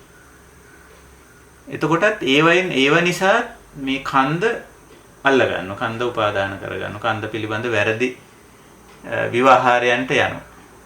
ඔය විදිහට රූප වේදනා සංඥා සංකාර විඥාන කියන මේ පංචස්කන්ධ පිළිබඳ තණ්හා මාන දිට්ඨි ඇති කර ගැනීමෙන් තමයි කන්ද උපාදානේ පංචස්කන්ධ පංච උපාදානස්කන්ධ බවට හැරෙන්නේ. ඒක අපේ දෝෂයක්. ඒ දෝෂේ එන්නේ විපස්සනාව නොඇඩුවම. මේ කන්දවල යථා ස්වභාවය, නාම රූපවල යථා ස්වභාවය, ආයතනවල යථා ස්වභාවය අවබෝධ කර නොගැනීම නිසා ඇති වෙන තත්ත්වයක් මේ කන්ද උපාදාන. ඒක නිසා අපි නිතරම ඔය කුමන මට්ටමේදී වුවත් අපිට නාම රූප වශයෙන් දැකලා ඒ නාම රූප වශයෙන් විදර්ශනා කරගන්න පුළුවන් නම් ඒ රූප ධර්මයේ අනිත්‍ය අනාත්ම ස්වභාවය අපි අප තුළින්ම අවබෝධ කරගන්න. ඒ රූප ධර්මය පරිහරණය කරන, භාවිත කරන, පාවිච්චි කරන අවස්ථාව. නාම ධර්මයත් එහෙමයි. ඒ නාම ධර්මයේ පරිහරණය කරන, පාවිච්චි කරන, භාවිත කරන අවස්ථාවේ අනිත්‍ය අනාත්ම ස්වභාවය ඒ තුලින්ම අවබෝධ කරගන්න. එහෙම නැත්නම් සත්ව මට්ටමට ආවයින් පස්සේ නැත්නම් ආයතනයක් ක්‍රියාත්මක වෙන අවස්ථාවේ චක්කු ආයතන, සෝත ආයතන ආදී වශයෙන් ඒ ක්‍රියාත්මක වෙන අවස්ථාවේ එහි යථා ස්වභාවය අපිට දකින්න පුළුවන්. එහෙම නැත්නම් කන්ද වශයෙන් අරගෙන ඔය කොයි විදිහට අරගෙන නමුත් ඒවායේ යථා ස්වභාවය දකින්න අපි උත්සාහ කරනවා. සතර මහා භූත හැටියට අරගෙන ඒවායේ යථා ස්වභාවය දකින්න පුළුවන්. ඊට පස්සේ උපාදාය රූප හැටියට අරගෙනත් පුළුවන්. ඕවට නාම සම්බන්ධ වුණාම නාම රූප හැටියට අරගෙනත් පුළුවන්. එතකොට කියන්නේ සත්ව කියලා. ඊළඟට අපි තුල ආයතන ක්‍රියාත්මක වෙද්දී ඇහැට පේනවා, කනට ඇහෙනවා, නාසයට දැනෙනවා, දිවට දැනෙනවා, කයට දැනෙනවා, මනසට වැටෙනවා කියන ඒවා ආයතන ක්‍රියාත්මක වෙද්දී ඒත් ඒ විදිහට දකින්න පුළුවන්. ඊළඟට කඳු පහ පංචස්කන්ධ හැටියට අරගෙන විදර්ශනා කරන්න පුළුවන්. ඉතින් විදර්ශනා කරනවා කියන්නේ ඔන්න ඔය යථා ස්වභාවය දැකීම, ඇති තතු දැකීම, ඇත්ත తত্ত্বය දැකීම, තේරුම් ගැනීම, පිළිගැනීම, වටහා ගැනීම. ඉතින් ඒක තේරුම් ගත්තම, පිළිගත්තම, වටහා ගත්තම එතනින්දලා අර උපාදාන ගතිය අයින් වෙනවා. ඊට පස්සේ ඔය නාම රූප, සත්ව, ආයතන, කන්ද ඕවා කිසිම ප්‍රශ්නයක් නැහැ. ඕවයින් අපි චලනය වෙන්නේ, කම්පණය වෙන්නේ, ප්‍රකම්පණය වෙන්නේ. ඒකයි ස්වභාවය. ඉතින් අපි උත්සාහ කරමු විපස්සනා කරන්න. විපස්සනා කරනකොට සිද්ධ වෙන්නේ අවබෝධය ගැඹුරු වෙනවා, පුළුල් වෙනවා. ඒ වගේම අපේ තියෙන අර ඇලීම් ගැටීම් මුලාවේ තණ්හා මාන දිට්ඨිය අයින් වෙනවා. උපාදානෙ අයින් වෙනවා. ඒකයි ස්වභාවය. උපාදාන නිරෝධා භව නිරෝධෝ. භව නිරෝධා ජාති නිරෝධෝ. ජාති නිරෝධා ජරා මරණ ශෝක පරිදේව දුක්ඛ දෝමනස් උපායාසා නිරුද්ධං. එහෙමයි අපේ අවසාන ඉලක්කයට මේ විදර්ශනාව සම්බන්ධ වෙන්නේ. හොඳයි. මම හිතනවා අපිට අද සාකච්ඡාවට අපි ප්‍රමාණවත් තරම් කාලයක් ගත කළා. මේ ඇසුරින් තවදුරටත් ප්‍රශ්න ගැටලු ආදී තියෙනවා නම් අපිට ලිඛිතවත් යොමු කරලා තිබ්බට කමක් නැහැ. අපේ නිවෙන මගට ගිහිල්ලා. එහෙම නැත්නම් ඔබට වාචිකව ප්‍රශ්න අහන්නත් පුළුවන් ඊට අදාළව. තව එකතු කරන්න අදහස් එකතු කරන්න තමන්ගේ අත්දැකීම් එකතු කරන්න අවස්ථාව තියෙනවා නම් ඒකත් කරන්න පුළුවන්.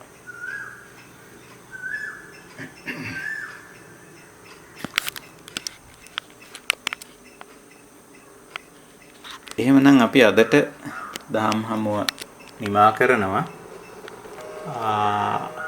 වෙනද වගේම මේ උතුම් කාර්යය සඳහා සම්බන්ධ වුණු සියලුම දෙනා අපි බොහොම ගෞරවයෙන් කරුණාවෙන් සිහි කරනවා. හැම දිනාගේම ධර්මාවබෝධය පිණිසයි මේ කාර්යය අපි සිද්ධ කරන්නේ. ඉතින් එහෙමනම් හෙට දිනේත් අපි මුණ ගැහෙනවා පණ තිබුණොත් පින තිබුණොත් නේද? ඒවා තියෙයිද දන්නේ නැහනේ හෙට වෙනකොට. ඒක නිසා මේ දෙක තිබුණොත් හමු වෙනවා හෙට උදේත්. එහෙම තමයි විපස්සනාව. එහෙම වුණත් හමු වෙනවා. සුපුරුදු වෙලාවට තවදුරටත් විදර්ශනාව පිළිබඳව කතා කරන්න. ඉතින් එතකන් විපස්සනා වඩන්න ප්‍රධාන වශයෙන් අනිත්‍ය.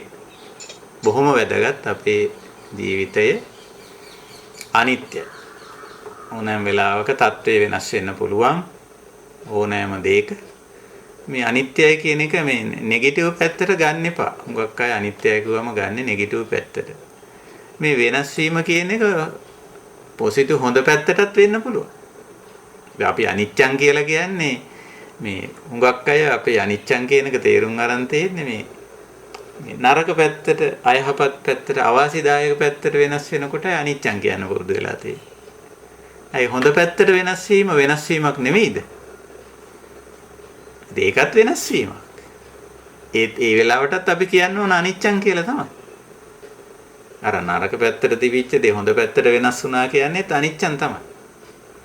ඒක නිසා අනිත්‍යතාවයම මෙනෙහි කරමු. හැම දෙයක්ම අනිත්‍යයි, අනාත්මයි. අර අතේ ඇඟිලි පහ වගේ අපි කියවනේ විපස්සනාවේදී අපි සලකන කාරණා පහ: අනිච්චතා, අනත්තතා, විපරිණාමතා, සමුදය වයතා, පටිච්ච සමුප්පන්නතා කියලා.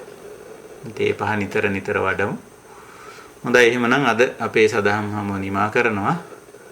සහභාගී වුණු හැම දිනාටම විපස්සනා ඥානය, නාම රූප පරිච්ඡේද ඥානය ආදී උතුම් ඥානයන් ඇති කරගෙන මේ සියලු නාම රූප ධර්මතා කෙරෙහි ඇති ඇලීම් බැඳීම් ගැටීම් අවසන් කරගෙන මේ ජීවිතයේදීම නිර්වාණ ධර්මයේ සාක්ෂාත් කරන්නට ශක්තිය ධෛර්ය වාසනාව උදා වේවා කියලා අපි ආශිර්වාද කරනවා. හැම දිනාටම තෙරුවන් සරණයි.